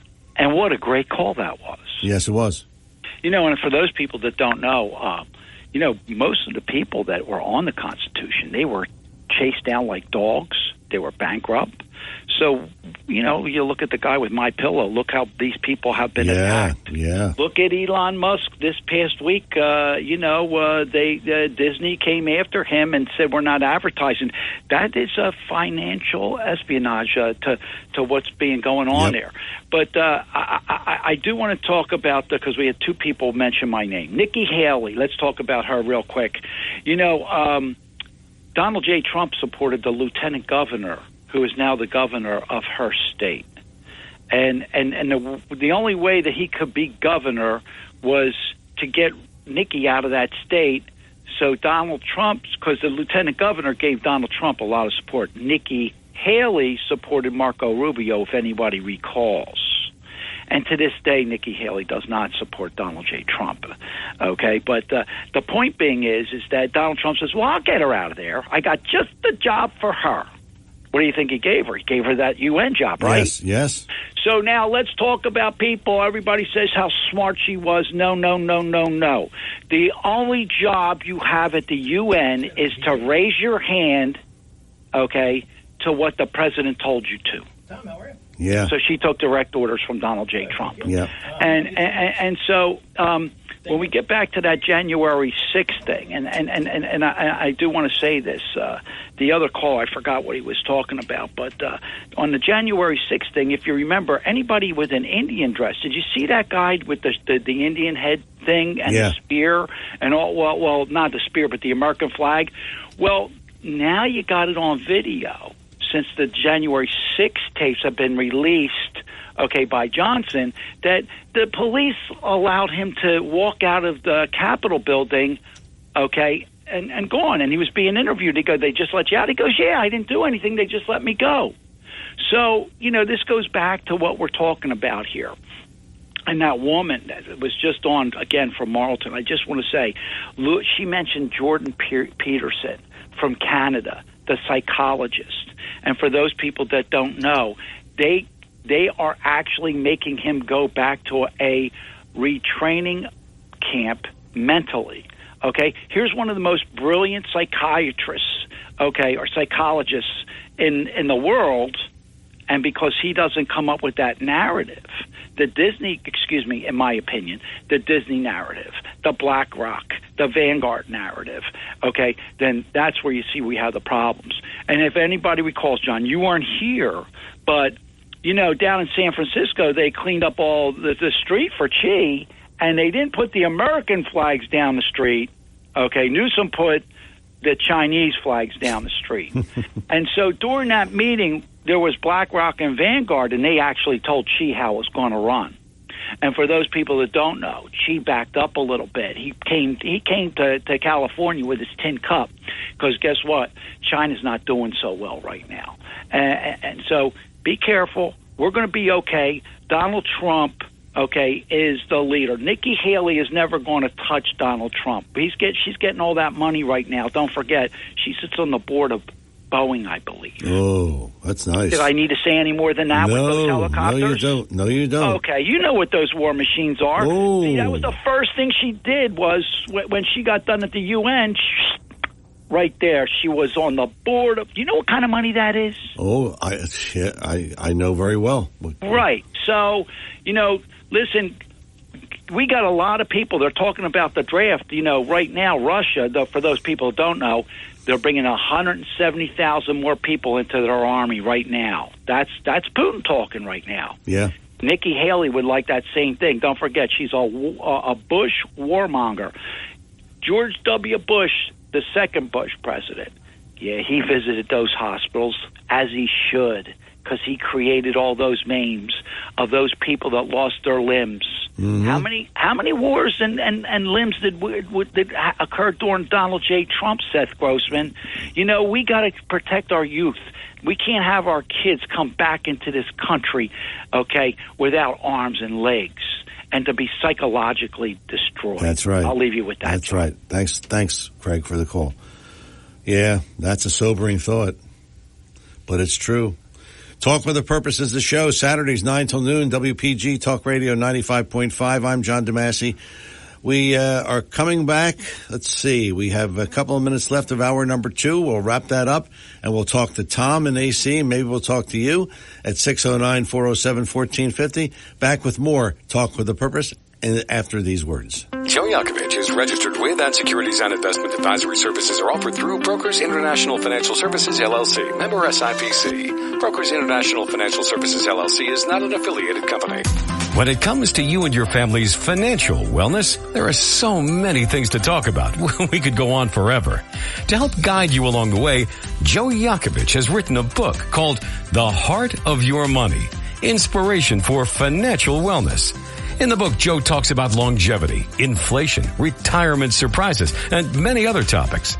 For your free copy of The Heart of Your Money, call the office of Joe Yakovich at JML Financial at 856-751-1771 or email Joe at jyakovich@brokersifs.com. For over 37 years, Joe Yakovich has been helping families throughout the area navigate the difficulties of a sound financial plan.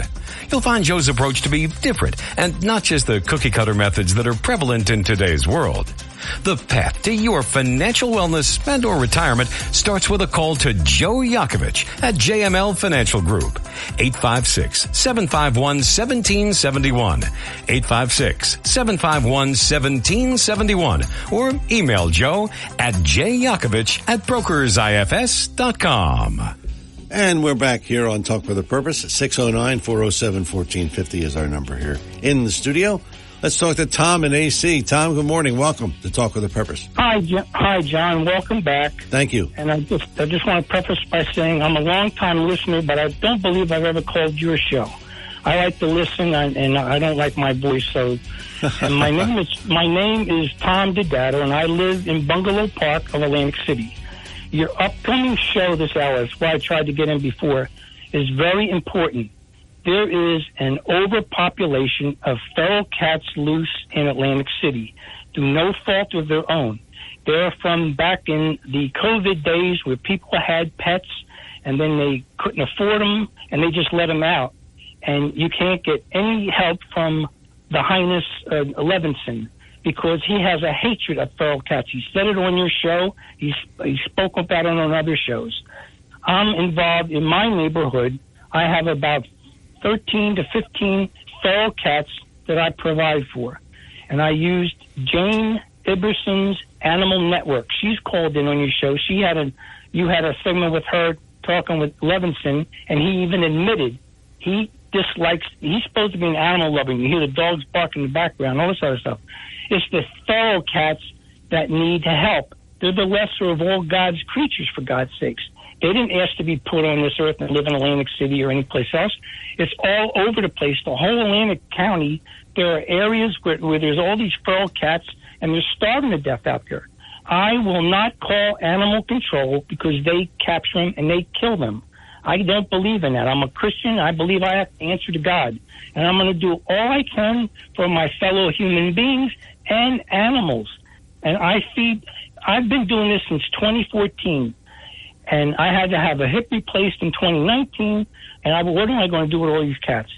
And I knew a lady named Rebecca Cooney Williams who feeds cats on the boardwalk. And there's another lady, Tracy Gligor, that do all this out of their own time. They get these cats, they capture them, they get them spayed or neutered, and that's what you need, spay and neuter. And it's extremely expensive to do that. And there aren't as many vets as there used to be. This is a serious problem. I'm trying to get this all out real fast. But don't take this lightly about Lori Young, because she's an animal advocate. Her whole life has been for helping animals. Don Guardian is going to do something about this, because you can't depend on His Highness Denny Levinson. Don Guardian has to do something with the legislator on providing laws for citizens to get a cat. You just can't have cats and dogs, and then you have to be responsible for them. They have to be licensed. There has to be some kind of regulations. The city does nothing about it. His Highness the mayor, it's a great day, and there are so many problems that aren't being addressed. He was supposed to have Atlantic Avenue, was on the radio last week. It was going to start on the 27th. How many times has he said they were going to start paving? They're still not doing it.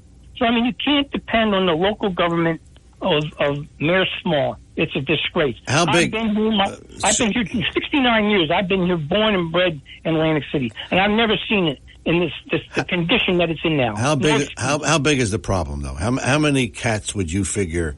I'm telling you, there's got to be right now today. If you were to drive around different neighborhoods, there's about a handful of people who are actually feeding the cats, but that's not the problem. They've got to be captured, spayed, and neutered. There's at least 200 cats in the city right now. Oh. But I'm telling you, it's serious. Look, they can call me, my address. I'm going to get it over here. I could give you my name, what I just did. But my address, my name is, I've been dealing with this since 2014, where a neighbor of mine had a couple of stray cats she fed. I was never a cat person. My wife and I always dogs. And she was going to a nursing home, and she was so, will you please give me your word you'll look after these cats till I come back? I said, sure. I didn't know she was never going to come back. She went into the nursing home and was diagnosed with the late-stage Alzheimer's. She was gone in a month. Oh, boy. And then I started feeding these cats. And the thing is, if they're not spayed or neutered, they multiply like rabbits. That's the problem. And I got in over my head. I didn't know what to do, but I found this lady, Rebecca, who was feeding cats on the boardwalk in New York Ave. She had her own little colony there. And the network came over. They had some grants. They eventually got them all captured. All have been spayed and neutered. They get rabies shots. I had chips put in the back of the neck where they could identify my property. And then it's controlled. On my block, it's controlled. You don't see any kittens anymore because they're not able to reproduce. All right, Tom, we got to run. We're coming up against the clock here, coming up on 11 o'clock. And we'll talk more about that with Lori Young and Don Guardian in the 11 o'clock hour. It is Talk with a Purpose every Saturday, 9 till noon, WPG Talk Radio 95.5. I'm John DeMasi. Hour number 2 in the books. Hour number 3 with Lori Young on the way. Don't go away.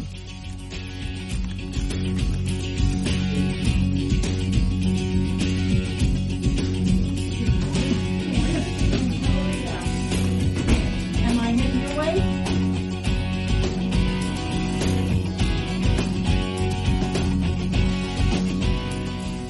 95.5 FM and 1450 AM WPGG Atlantic City, WENJ HD3 Millville, a Town Square media station.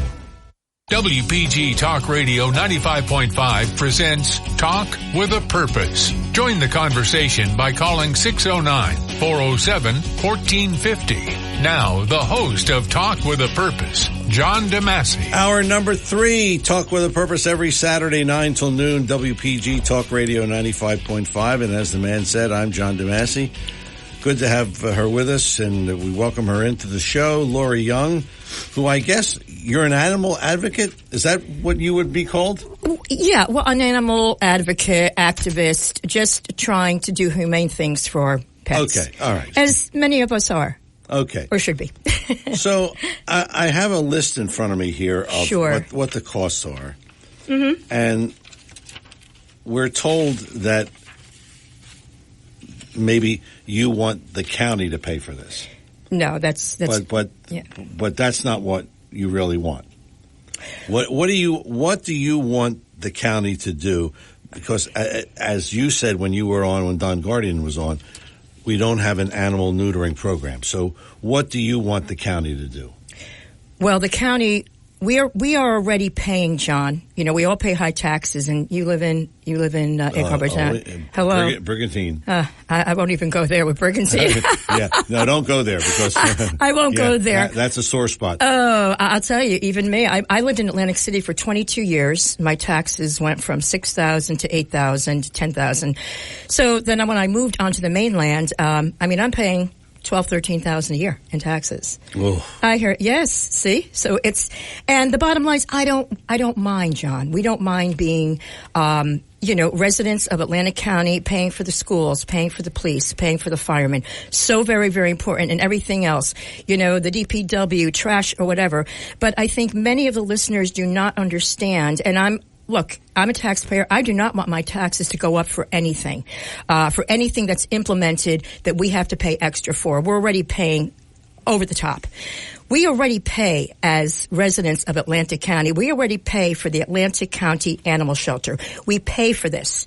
It's a building that's already built, okay? Yes. Why they have not implemented a spay-neuter clinic in all these years. We've gone through the process with all of the politicians, the powers that be, and they just will not do it. It is more expensive, our tax dollars, it's more expensive for us as taxpayers to pay for animal control, trapping the animals that are over-reproducing, okay, feeding them in the shelter, taking care of them medically, and eventually what it comes down to is euthanizing them.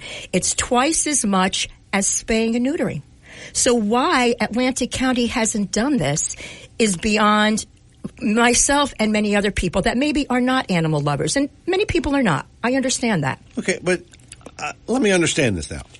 So you're saying that you're going to pay for this, not you, but your organization? No, Atlantic County's already paying for this. We just want to see them take some of that dollars that are being allocated, our tax dollars that are being allocated to the shelter, and use it toward. It's going to be one room And it's not a building. We already have the building. We've paid for this building as taxpayers. I've seen the building. Yes. I've seen it. Yeah. And some of the space there, John, I've been in it many times. You know, I've done segments there and so on and so forth. It's not utilized. It's wasted space. If they would just if we could convince them, and hopefully with Don Guardian, you know, helping us, if we could convince them just to allocate one room for the procedure, for the surgery, and another room just for the recovery. That's all we need. Cape May County does it. They're very successful. They implemented a very aggressive spay and neuter program. And you know what? So if we look here, if people can go online and get this, and I'm going to share this with you right here, John. This is New Jersey Department of Health Infectious and Zoonotic Disease Program. Okay, it's based on 2021. They have to update it. But what happens is that Atlantic County, which is embarrassing, is third in the state for euthanasia. Okay, Cape May County is way down at the bottom because they implemented a very strong spay and neuter clinic, and the taxpayers don't pay for it. So let me see if I understand this. Mm-hmm. Okay, I have a price list here in front of me. So let's take weight up to 50 pounds. A dog, right. A female dog is $110. Yes.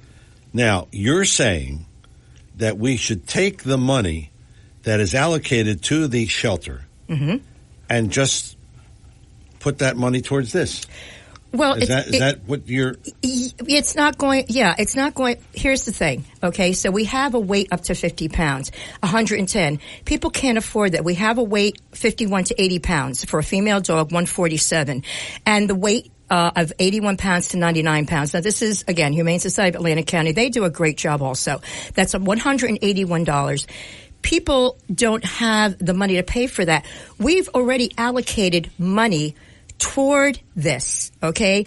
What they rather use it for animal control, sheltering the animal. I'm reiterating again, sheltering the animal, feeding the animal, and then eventually euthanasia is far more expensive than spay and neuter. So when you say we, who are you talking about? I'm talking about Atlantic County. Atlantic County. Okay. Yeah, our residents, all of us. Okay. So you're saying we have this money, we're just not allocating it properly. Exactly. Oh. And we're not doing what we should be doing. Well, what would it take to do it? People saying yes, people in particular. And we have gone through... And that's it? That's it, John. It's an easy peasy. Here, I thought this was this big rigmarole. No. Okay, John. And here's the thing. You know, our dogs are in control. I've had dogs all my life. I had Basset Hounds and Shepherd. My last guy was a Shepherd. I don't know if you've had any pets in your life. Okay. No. And as I said, not everybody's a pet person. I totally understand that. And if you're not, you're not. But as human beings, we still have to be humane. We don't want to see homeless people out there. I do not. So if my tax dollars are going for a lot of tchotchke things that I don't even know where my tax dollars are allocated to. They take it, John, like our federal taxes. I don't know if I'm on anymore. Yeah, you're on. Okay. Our federal taxes. We don't know. It's going here. It's going there. When I say we, the taxpayers in Atlantic County, that would like to see this spay and neuter clinic implemented, want to do is take some of these dollars and enforce a strong, aggressive spay and neuter clinic, because the cats on the street that are living there, they're multiplying, they're dying. We had a caller right before you came on. Did you hear it? The guy. I was listening a little bit, but I didn't hear too much of it. Right before you came on. Right before 11 o'clock. Okay. He said, I live in Atlantic City all my life. And he said, this is a problem. These cats under the boardwalk, whatever he called them, I mean, they're it's a problem. John, it's a problem. What happened is Alley Cat Allies came in, and Don Guardian do we have Don on the line yet? Yes, we do. Oh, great. Okay, I'm not going to waste my time. Not wasting my time, but I'll finish. All right, let's bring him on. Don Guardian. Let's bring Don on. Yeah. Is on the line. Don, good morning. Welcome to Talk with a Purpose. You're on again. Good morning, John. It's great to be back on Talk with a Purpose, and I certainly want to commend you and Town Square Media for inviting a competitive station host. onto your station and onto this program today because the issue we're talking about has nothing to do with ratings. It has to do with health and care for animals. So that's where I wanted to start. I have to tell you that I was kind of shocked a couple of weeks ago when Lori called in and said that we didn't have a free spade and neuter program. I lived in a number of counties before moving down here in '89, and although I was involved with the Boardwalk project of spaying and neutering when we had hundreds, I think we were almost 1,000 at one point underneath the Boardwalk cats. And all these volunteers did a tremendous program over, I guess, 6, 7, 8 years. And there isn't an issue today. So now, talking to Lori, I think I got a much better idea of what happens. I don't think anyone is going to question that you need to have a free spay and neuter program because there's no question we have a problem, certainly in Atlantic City, but I would estimate all over Atlantic County. We'll start with cats and then move on to dogs. So talking to Lori, as a matter of fact, that the week after we were lucky, Brian Hackett is a friend of both myself and Lori. He has been heading up programs to help animals in New Jersey for the last 10 years or so.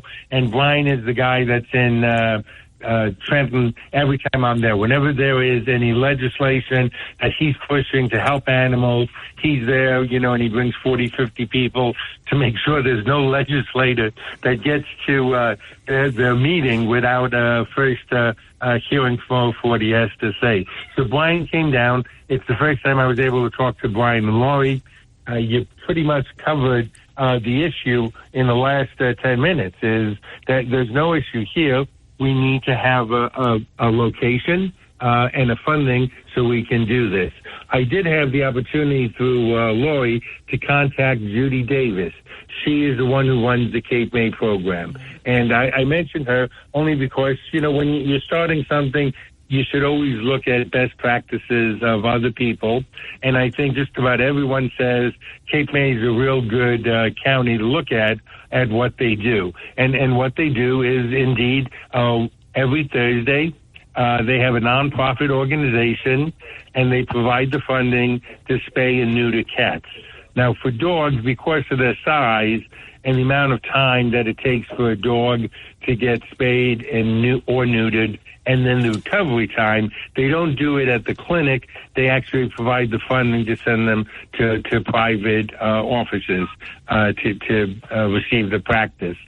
Where do they get their funding? Through donations. They have one sugar daddy. I think it's a sugar mama to be more specific, although I don't know what terms we're allowed to use anymore. But someone who is very gracious with giving a lot of bucks because they believe in the program. So the point here is I think that seems to be the good program. I know that Lori has shared with me the good work that the Humane Society and Atlantic County Shelter does in other areas, but not with providing the free service that we're looking for. So we're a bit of a crunch right now in Trenton until the end of the year. Because it's lame duck and everyone is coming with literally several hundred bills that they're trying to get passed in the next 2 or 3 weeks. But I promised Lori, and as soon as the new year comes about, I either with Lori or by myself, I'll get down to Cape May, and then I'll visit both the Humane Society and Atlantic County Shelter.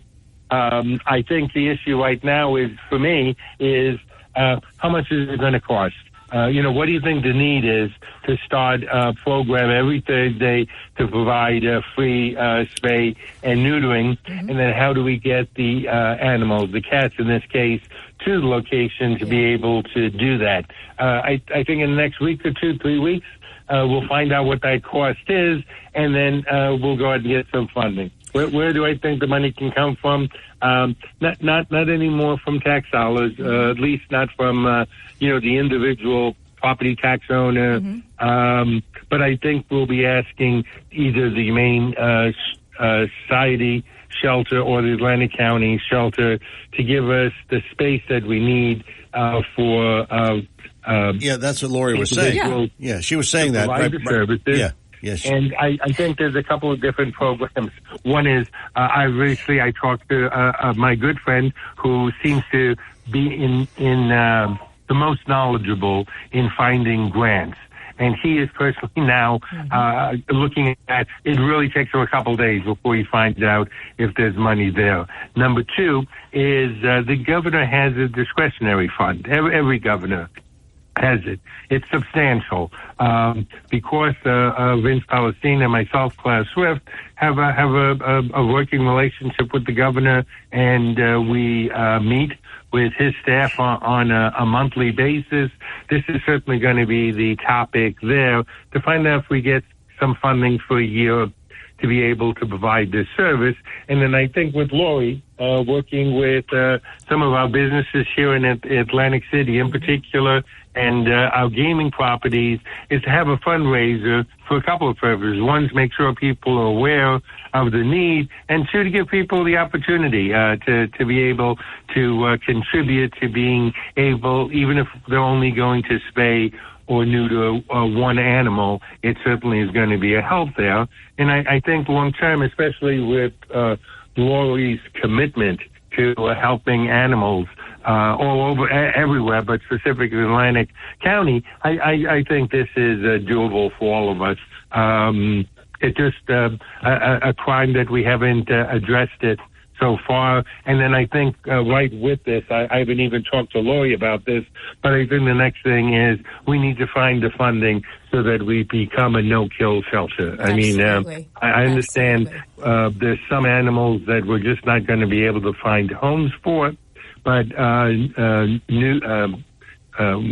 the term is to kill them, there's always a nice government term.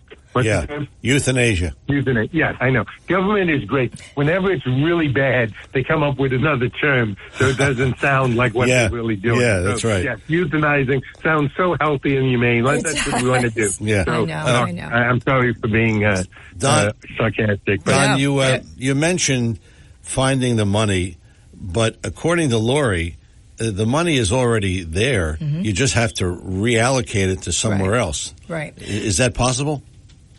Yeah, I don't disagree with that. What I wanted to do is I wanted to come up with some other sources of funding.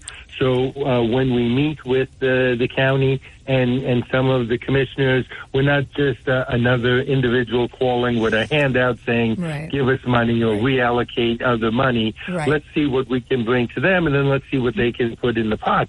Because I think what Lori made very clear, and Brian Hackett, was it costs a lot more money to maintain an animal because they haven't been neuter spayed, and then it's very expensive to kill an animal. So true, Don. And the problem is that to have animal control, to capture the cat, to bring them into the Atlantic County Animal Shelter, to vet them, to feed them, to shelter them, and then finally to euthanize them is double the price of what it would cost to have a free spay-neuter clinic. In fact, tax dollars will probably go down, and people need to realize that because we're already paying for this. That's right. Right. I think, Lori, that's a great point. So even if you don't care about cats or dogs and you don't have any interest in spading and neutering, the point is everyone's concerned about paying less taxes and using tax dollars more wisely, and this certainly makes a lot of sense. And since we can look to Morris County and Cape May County, and as a matter of fact, Ocean County and Tom's River, which has their own animal humane clinic. There's no reason. As a matter of fact, it's just an embarrassment we haven't gotten there. But, you know, it just shows that radio shows, talk radio is alive and has a value because if it wasn't for this, I wouldn't have known and I wouldn't be able to bring this to a lot of other people's attention. Well, thank you to John DeMasi for taking my call that day. He opened up the Pandora's box, right, John? Absolutely, yeah. I mean, we were talking about all the political stuff that we could go on for another hour and a half, especially after this week with the that not having the guts to even put some of these bills onto the floor, where they just, we sat through 3 hours of sessions of people talking, and then no one had the guts to vote on it. So anyway, let's stay with animal control where we can do something. We're coming up on a break, Don, so we're going to take a break here. Hang on. Don Guardian is with us, our Assemblyman. Lori Young is here, animal advocate, and we're talking about spaying and neutering dogs and cats. Okay? And we're going to make it happen. 609-407-1450 if you have questions for Lori or for Don. 609-407-1450. I'm John DeMasi. More with Lori and Don on Talk with a Purpose after these words. When it comes to you and your family's financial wellness, there are so many things to talk about. We could go on forever.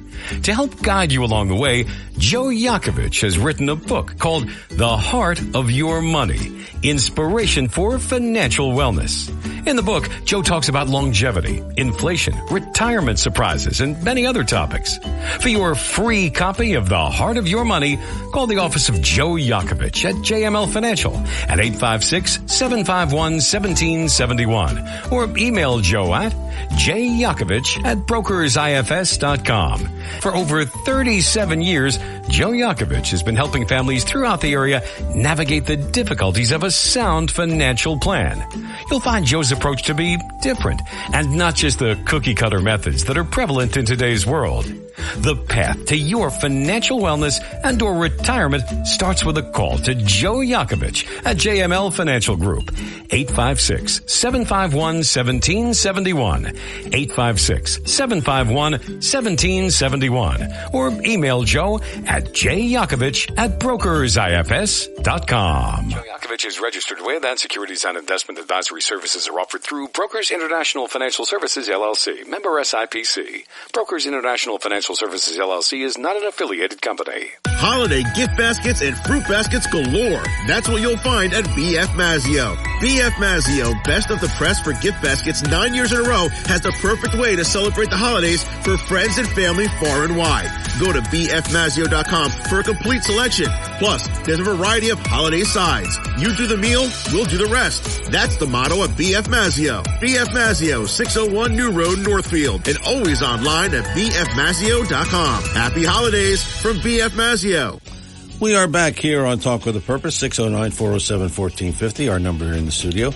Don Guardian, Assemblyman, he's our guest with Lori Young, who is an animal advocate, and we're talking about spaying and neutering cats and dogs, and will it happen in Atlantic County? We'll see. Lori, do you have a number you can give out, or?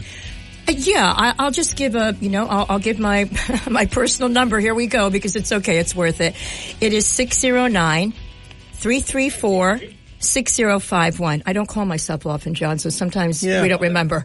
609-334-6051, and my email is LORRYPATLENYOUNG@Comcast.net. We'll give that again later. Okay. And John, thank you for the opportunity today. You're quite welcome. To get this out there and to speak with Don. Don is just a wonderful humanitarian. He's terrific. And that's why we tried everything in the county. We didn't get anywhere at all. We went through all the paces, the rescue groups, myself. So I said, I'm going to go state level. So that's So Don, what is it going to take for this to happen? We're going to figure out how much it's going to cost to do this for a year, and then I'm going to find some money from both the state government that can help with the funding, find out what we can do with the county. And, I am not speaking for Denny Levinson. He's been elected for 20 or 30 years or something like that, because he's always run on a campaign that he does not spend money. He has his lunch money from when he went to high school and things like that. And people are very proud of that. But in this particular case, we do need money. Right. I am guessing that he doesn't have it, so it's going to be easy to find him some funding. The county has a good reputation on programs they do.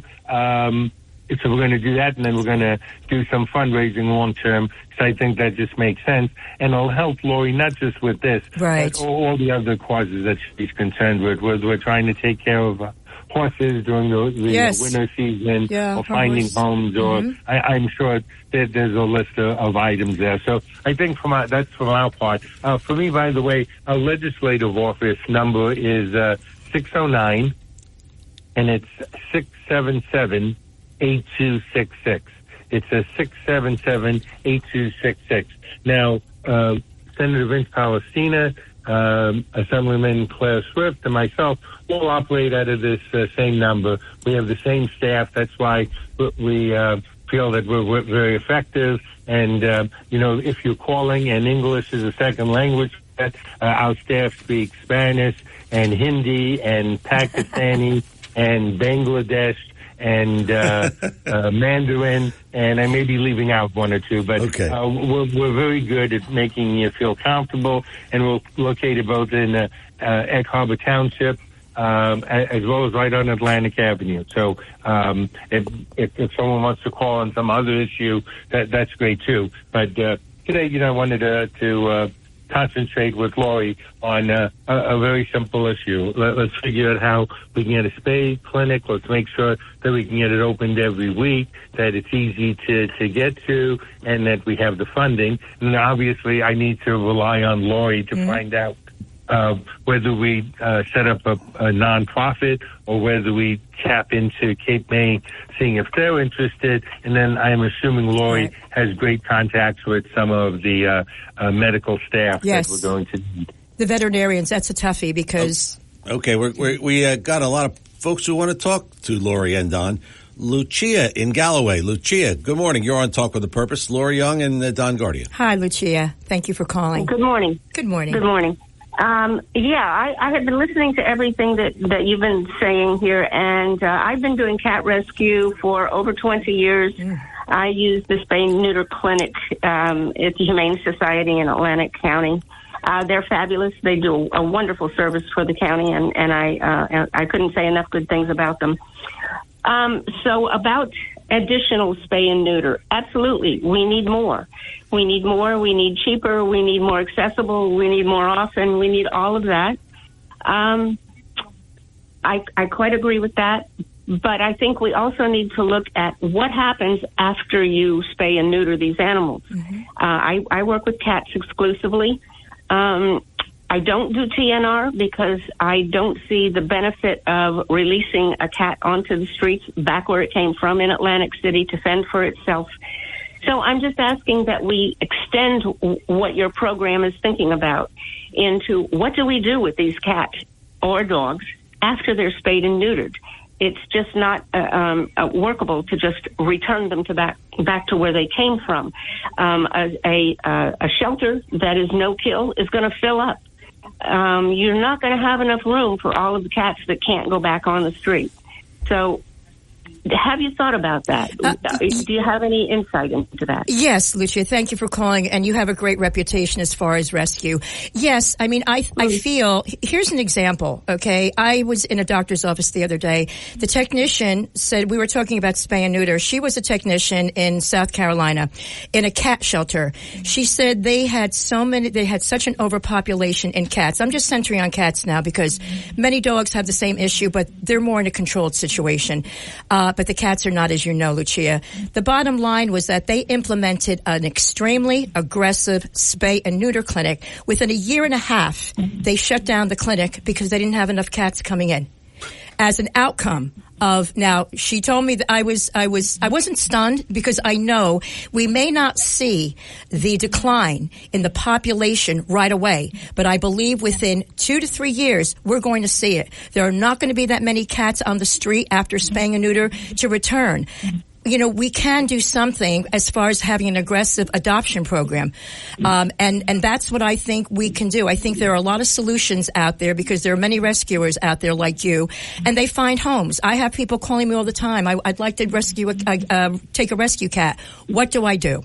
So I think that there are there are options. I do not believe, like you, to set them back out, to put them back out after. It's not a life. It's not a life out there. No. All right, then. If I can participate in any way in putting together some kind of program, I have I find other options, and they're, the best that I can do at the time. So if I can participate in helping you find alternatives to TNR, to just releasing them back on the street in the hope that somebody is going to take care of them and feed them, let me know. I'll participate. All right, Lucia, thanks for the call. Appreciate it. Thank you for all you do, Lucia. Thank you. Good call. Yeah, good call. Tom in AC. Tom, good morning. You're on with Lori Young and Don Guardian. Yeah, thank you, John, for taking my second call. I was the fellow that called right before you were so now. Yes. I'm going to identify myself. My name is Tom Dadato. Lori Young knows me. Yes, Tom, I live thank in you. the 600 block of Adriatic Avenue. I've been involved in this personally. I can speak from experience since 2014. The cat situation I have now is under control once a group was able to come spay and neuter. Now, since that time, 9 years, I have spent over $50,000 out of my own savings to take care of it. Yes. And it's why? Because I'm a Christian. I believe in doing God's work, and I've been moved by the Lord to do this. There are people that help the drug addicts and the mental ones. There's a need to help these animals that have no choice. They're here. They've got to live. Now, that $50,000 covers vet expenses too. So I'm saying it can be done once they can get the help of spay and neuter. You won't have the problem that you see. Different times they'll find somebody who is charged with hoarding. It's people that meant well. They brought even cats into their house, and they were feeding them and taking care of them, and then they exploded in the population. Once you get them spayed or neutered, that's the main thing. Then you can find there's plenty of people like me who don't mind setting up. I had 2 indoor cats, 1 passed. I have made a pet out of them. You can. They can be made pets. But it's a difficult thing. But there are people out there, if you get the help. Now, Lori's having a food drive of fun I'd like to tell you about, to donate food for cats and dogs. The problem mainly now is feral cats. There was a dog problem years ago in Atlantic City, but it's been under control. We need to do the same thing for the animals. But I'm a taxpayer in Atlantic City, been here all my life. When Don Guardian was the mayor, he was the best mayor we had in years. We didn't have the situation we have now. Yes. So I think thank you for what your service was, Don Guardian, and thank you for getting involved in this now. Thank John DeMasi and thank Lori Young, because she's devoted her, ever since I've known her, I've listened to her for years on the radio. It's always about animals and people, but mainly the animals, because not enough people do. This is a very, very, very important show you're having now, because it's now coming out. People, and Lori has my phone number and my address. She can give my information to anybody who would call in and say, well, how do you get started? They can come over. I welcome anybody who's interested over to my house to see how I'm set up now. I have these little huts in the back with straw and I provide them food, 3 meals a day. I spoil the cats I have now. You do, Joe. I try to make up for the life they have, and at least they have a place to get. It's a fenced-in, 6-foot fenced backyard. I have these huts that have straw. They have a way of getting in out of the bad weather. It's not perfect, but it's better than what it was. Right. And the one cat that's now my pet, he's spoiled. I mean, it's amazing. I rub his belly and his head. He's purring, and it can be done. You're right. Absolutely, Tom. And you've done it. And you have to have inside you, you want to do this good, because one day I'm going to die, and I'm going to have to answer to God. I know this. And I'm trying to do what he would do if he was here. I try to walk with Jesus every day. What would Jesus do if he was here? He wouldn't be letting this go on. You're right. Absolutely, Tom. Tom, thank you. Thank you for the call. Tom, we really appreciate it. Thank you so much for doing what you do. For the call. Yeah, Tom, thanks for the call. Thanks for what you're doing for all of the cats in your neighborhood. It's really appreciative. We need to find more good Samaritans like yourself. God bless. And Atlantic City is a major problem. $50,000. That's nothing. I'll tell you the price of. That's why $50,000. And here's the thing. And Don knows because we spoke. And John. So if people are taking care of, they're trying to do the right thing. They have 13, 14, 15 strays that they're feeding. They can't afford to spend $80, $90, $100 a cat for spay and neuter. And why should they? These are not their cats. These are cats that were tossed out by people who were irresponsible, who did not spay and neuter. They take them as in kittens in certain areas of Atlantic City. I'm not going to name it. And the city should know this, and the county executive needs to know this. It's a mess in Atlantic City. The streets in Atlantic City are overrun by these cats. They're poisoned. They're abused. Some of the rescuers bring them in. Kids throw rocks at them. It's an absolutely atrocious thing. These children are being brought up with horrible morals. The parents, after the cats are no longer cute anymore, toss them on the street, not being spayed and neutered. These animals have no place to go. They form a colony for protection. And this is what the rescuers day and night are out there doing, John. Oh, boy. That's the good side of it. That's the good side. We are coming up on a break, and then we're going to talk to Jane in Galloway, and maybe we'll talk to you at 609-407-1450. Lori Young is our guest. She is an animal advocate, and she's advocating for spaying and neutering animals here in Atlantic County. Don Guardian is with us as well, our assemblyman, and I'm John DeMasi. We're all coming back with more after these words. If you're interested in driving one of the finest automobiles on the market today, then you'll want to check out all of the fabulous new and pre-owned Lexus at Lexus of Atlantic City. Lexus of Atlantic City, 3169 Fire Road in EHT. Driving a Lexus is like no other vehicle on the market. Test drive one for yourself at Lexus of Atlantic City. Whether it's new or pre-owned, you'll be more than satisfied. In fact, Lexus is consistently #1 when it comes to customer satisfaction. Visit Lexus of Atlantic City, 3169 Fire Road in EHT. Or you can check out their outstanding selection of new, pre-owned, and L-certified pre-owned vehicles on their website, LexusOfAtlanticCity.com. That's LexusOfAtlanticCity.com. Or, if you want more information, call 609-641-0008. Lexus of Atlantic City, now celebrating their 26th year in the area. A dealership that you'll enjoy. No pressure, no gimmicks, no hassle, no hype. Lexus of Atlantic City, 3169 Fire Road in EHT. And remember, always online at LexusOfAtlanticCity.com. Your WPG Atlantic City Electric AccuWeather forecast for South Jersey. This afternoon, it's going to be mostly cloudy, but mild, high 64. Mild with periods of rain tonight, low 49. Occasional rain and drizzle tomorrow, high 59 to wrap the weekend. Come Monday, we've got times of clouds and sun, the high 54. Clouds and sun on Tuesday, start of noticeably chillier weather, high 48. I'm AccuWeather's Ruth O'Brien on WPG Talk Radio 95.5. Back here on Talk with a Purpose, our guest, Lori Young, animal advocate, Don Guardian, our assemblyman from Atlantic County. He's here with us as well. 609-407-1450. Why don't you give out your email again? Because that was kind of a long email. So. It is a long email. It's my email. I'll spell it. LORRY. P-A-T as in Thomas, L as in Linda, E, N as in no, Young, Y-O-U-N-G, at Comcast.net. And I know Linda is a listener. She's a lovely lady. She calls me sometimes. And Linda, God bless you. You have such a great heart, and thank you for being who you are. Okay, let's talk to Jane in Galloway. Jane, good morning. You're on with Lori Young and Don Guardian. Good morning, and thank you for taking my call. Bravo, gentlemen. Bravo for discussing this topic that is so been pushed under the carpet for so long. We have such a problem here. I am a rescue. I'm a nonprofit organization. I've been doing this for 35 years probably, but I've never worked so hard as in the past few years because the problem is getting worse and worse and worse. And there's really so many issues to discuss about this. So do either of you gentlemen have a question for me?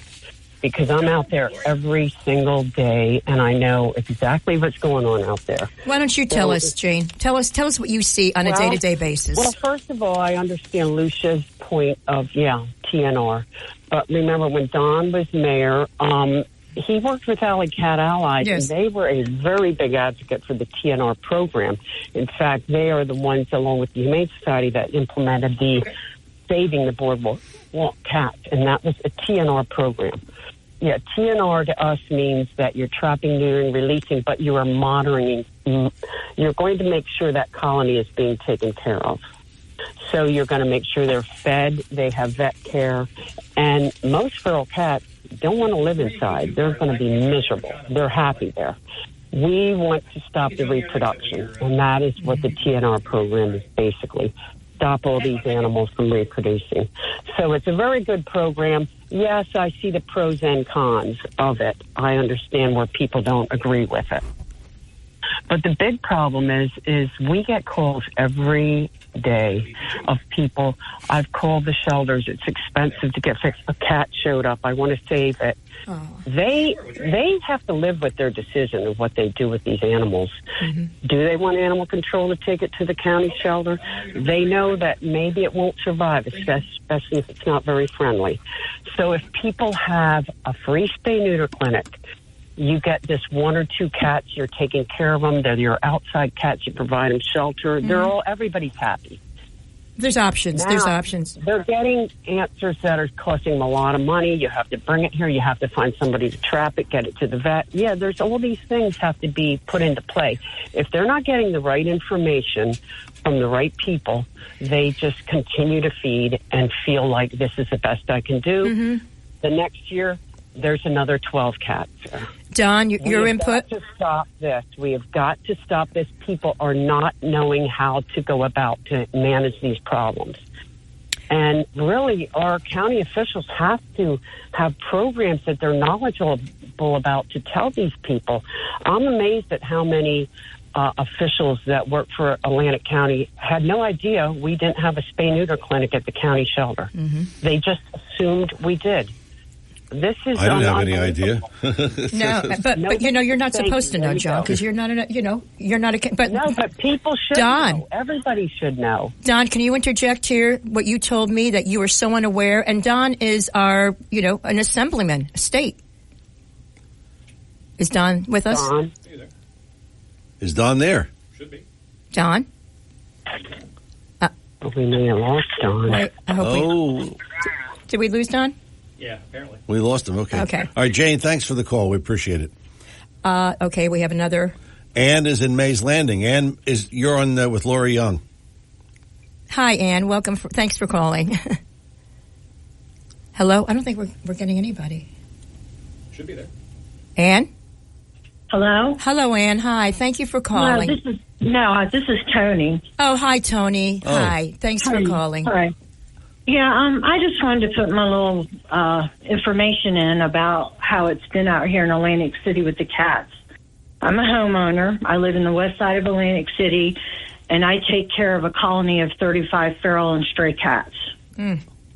I pay for everything out of my own pocket, and once in a while I'll run a GoFundMe to get a little bit extra money. But it is a real problem. It really and truly is a problem. Yes. And it needs to be addressed, and it needs to have an all-hands-on-deck approach. The wild cats, where, once they're fixed and put back into the colony, they live pretty happily. The cats that are strays that someone decided they've got evicted so the cat can't go with them. Mm-hmm. So those kind of things are happening, and we just need the help. You're right, Tony. Well, with Don Guardian at the helm, let's hope we're going to get it. I want to bring Don back on. Don, are you there with us? I am. Okay. I'm sorry, I was lost for a minute. That's okay. You're never lost, Don. I certainly appreciate hearing for so many people are doing so much to help cats that are out there. So as we talk about not doing enough on a government level for spaying, it's so good to hear of people that are taking care of our stray animals. Absolutely. We have a lot of callers that are interested in hearing what you have to say, Don. Mary and AC. Mary, good morning. You're on with Lori Young and Don Guardian. Hey, Lori Young, thank you very much. But I'm here to talk to Don Guardian about Jeff Andrews' federal takeover of Atlantic City housing. Okay. I'm the same lady that turned in certain Democrats for paying $50 to every poor person in my building for their ballot. And I have been writing his office and trying to also work with Jeff Andrew. I live in Atlantic City housing, and as you know, we're having huge, giant problems. Yes. Mm-hmm. Yes, we know. And I have been sending emails. I did not use my real name for my protection. Sorry, guys, but you know who I am. Listen, Marty Small's wife has performed a radical hostile corporate takeover of all of our federal entitlement amenities at Jeffrey Towers, and has unlawfully disenfranchised us, and has taken over $600,000 of our involuntary loss of use compensation. Mary, for them hold renting our community center. Mary, hold on. This is a little bit, in fact, it's a lot off the topic. You want to discuss that with Don in his office? Feel free, but we're not going to take the time to discuss that now because we're trying to get these animals spayed and neutered, okay? Tracy in Hamilton Township. Tracy, good morning. You're on with Don Guardian and Lori Young. Good morning. Thanks so much for taking my call. Thank you, Tracy. Lori, for bringing so much attention to this topic. Thank you, Don Guardian, for really caring about the animals in our county and all that you do and have done in the past with, the help of Alley Cat Allies. And I just want to say I am one of the people that's out there doing trapping, spaying, neutering, returning, feeding colonies. The situation is just so out of control. It's very sad.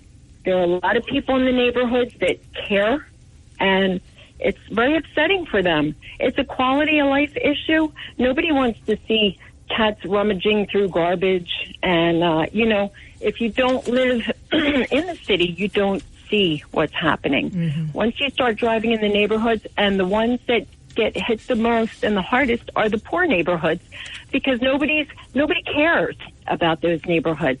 And the people need services there, and nobody drives through and knows what's going on. So, it's great what all you guys are doing to try to help the situation. And a lot of people that have pets try to do the right thing, but surrender fees at the shelter, how can people afford a surrender fee? So they end up putting them outside and hoping, somebody else comes along and feeds these animals for them. And you do, Very Tracy. sad. And you do. And thank you for all you do. You're out there every single day. Excuse me. And as we said before, Alley Cat Allies for a period of time did something. Don implemented that program, did a great job with it. Then after a while, when COVID hit, they dropped the ball, and you, Jane, all the other rescuers picked it up out of your own pocket, feeding these poor animals that had no place to go. And thank you so much for doing that. But we need, Atlantic County should be ashamed of itself for not having this for years and years. We pay taxes for the Atlantic County Animal Shelter. There's no need. We can raise funding. It's not going to affect the taxpayers' taxes at all. It's just going to make them feel more like humanitarians and heroes. Yes.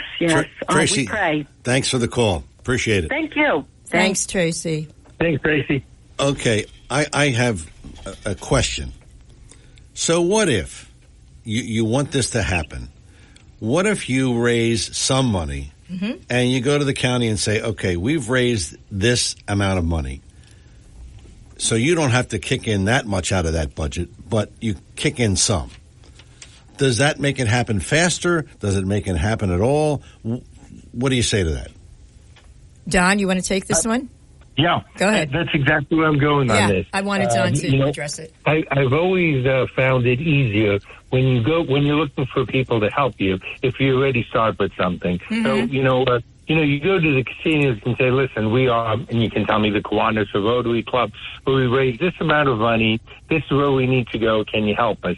As opposed to just coming and saying, we need your money and things. So I think it's the same thing with the county, saying, listen, you got the building, you've got the staff, you're providing programs, but they're not sufficient. And we're not knocking you on this. We want to provide additional services. We're going to find some money to help you out, but we need you to give us some support too. And that support may just be the facility itself and some of the staffing and some of the coordination of allowing people to call, make appointments, et cetera. But yeah, that's, I think, exactly where we go with this. It makes a whole lot of sense. You can tell from the passion of the people calling how much they care about their animals. And I just want to tell you, this is on a personal note, and, family and friends that were staying with us during Hurricane Sandy. I would come back, and this is the first day. So the hurricane is barely over. It's still maybe 50, 60 miles an hour wind. I know that scares other people, but that's a typical bad nor'easter for us. So that's nothing.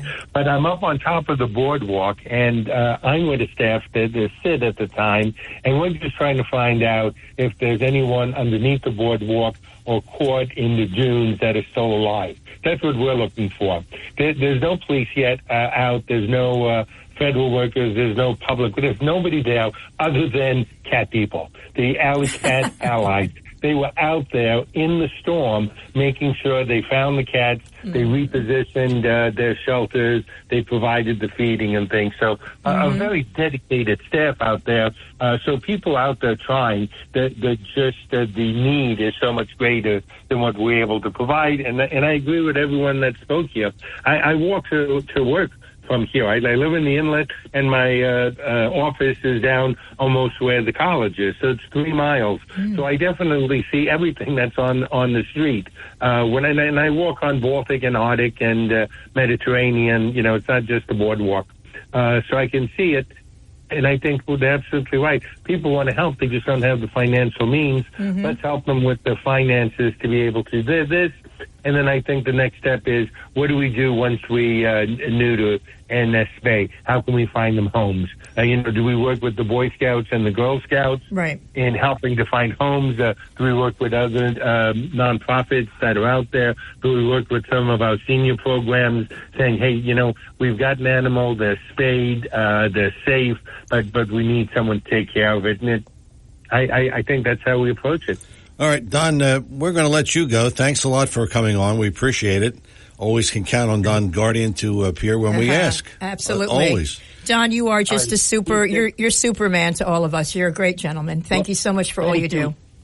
And so if I don't talk to you before, it's happy, let me see if I get them all right. It's Happy Diwali, it's Happy Hanukkah, it's Merry Christmas, It's Happy Kwanzaa, it's Happy New Year. And if I miss anybody, I'm sorry, but God bless to you as well. Okay. Thank you, Don. Thanks a lot, Don. Health we appreciate and happiness. Thank you. We're coming up on our final break, and we're going to wrap this up with Lori Young, our guest, our animal advocate guest, spaying and neutering, trying to get this happening in Atlantic County.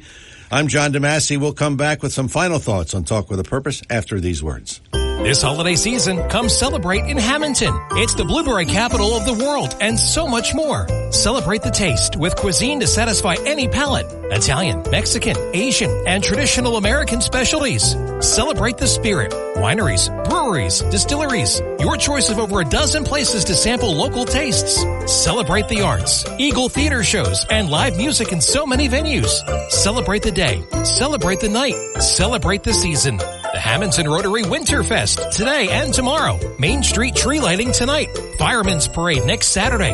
Third Thursday on December 21st. And Hamilton's New Year's Eve Bash and much more. This holiday, bring the family and celebrate Hamilton.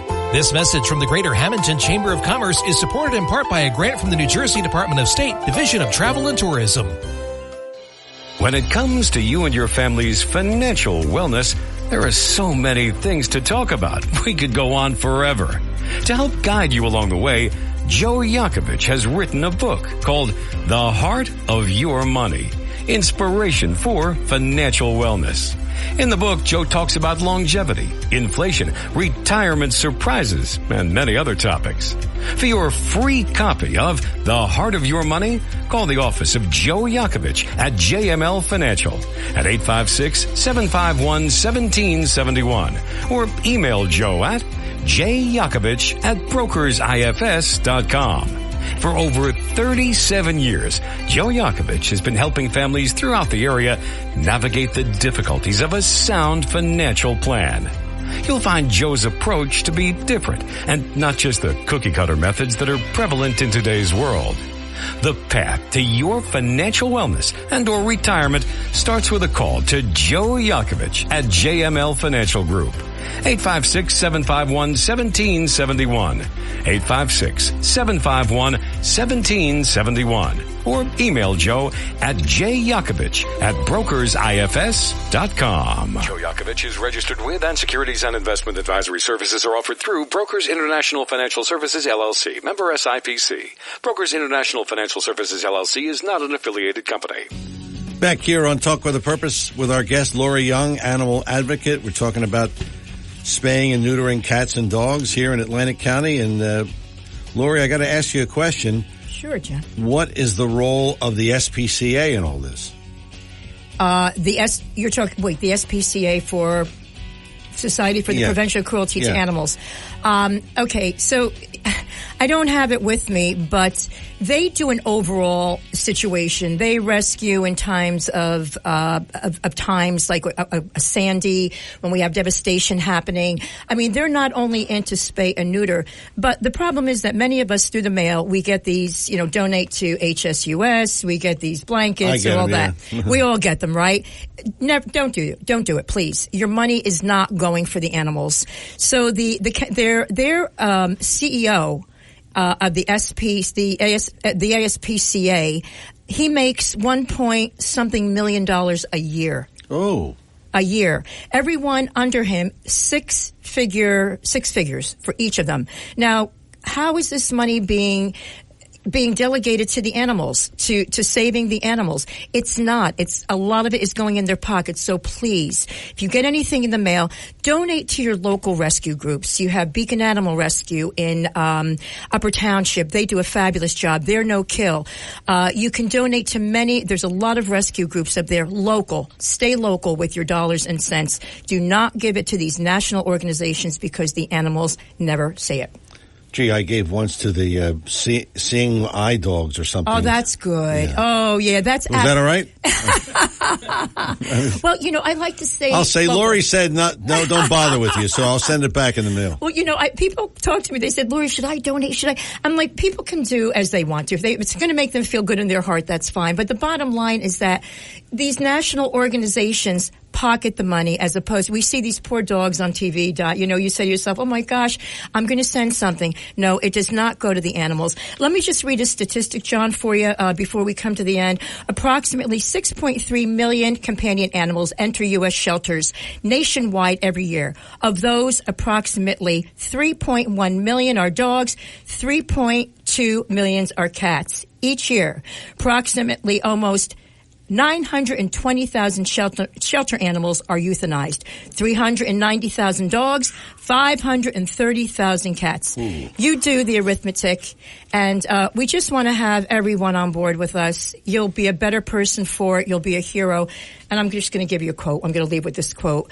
Mahatma Gandhi, the moral fiber of a nation is judged by the way its animals are treated. And right now, we're not doing such a great job, John.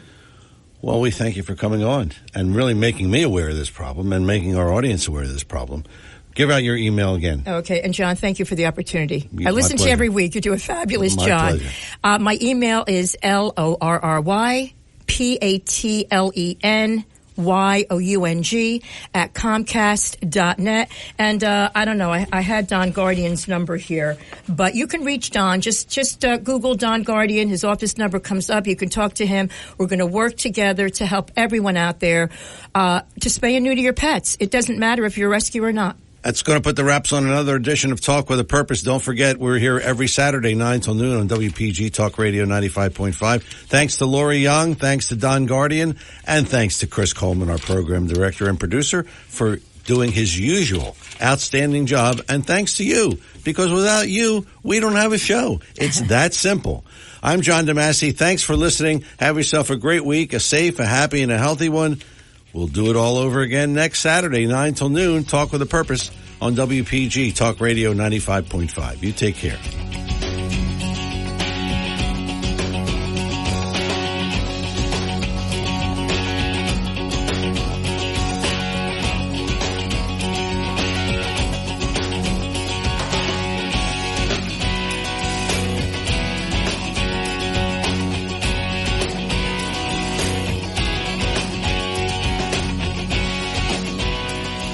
The preceding program was paid for and presented by John DeMasi.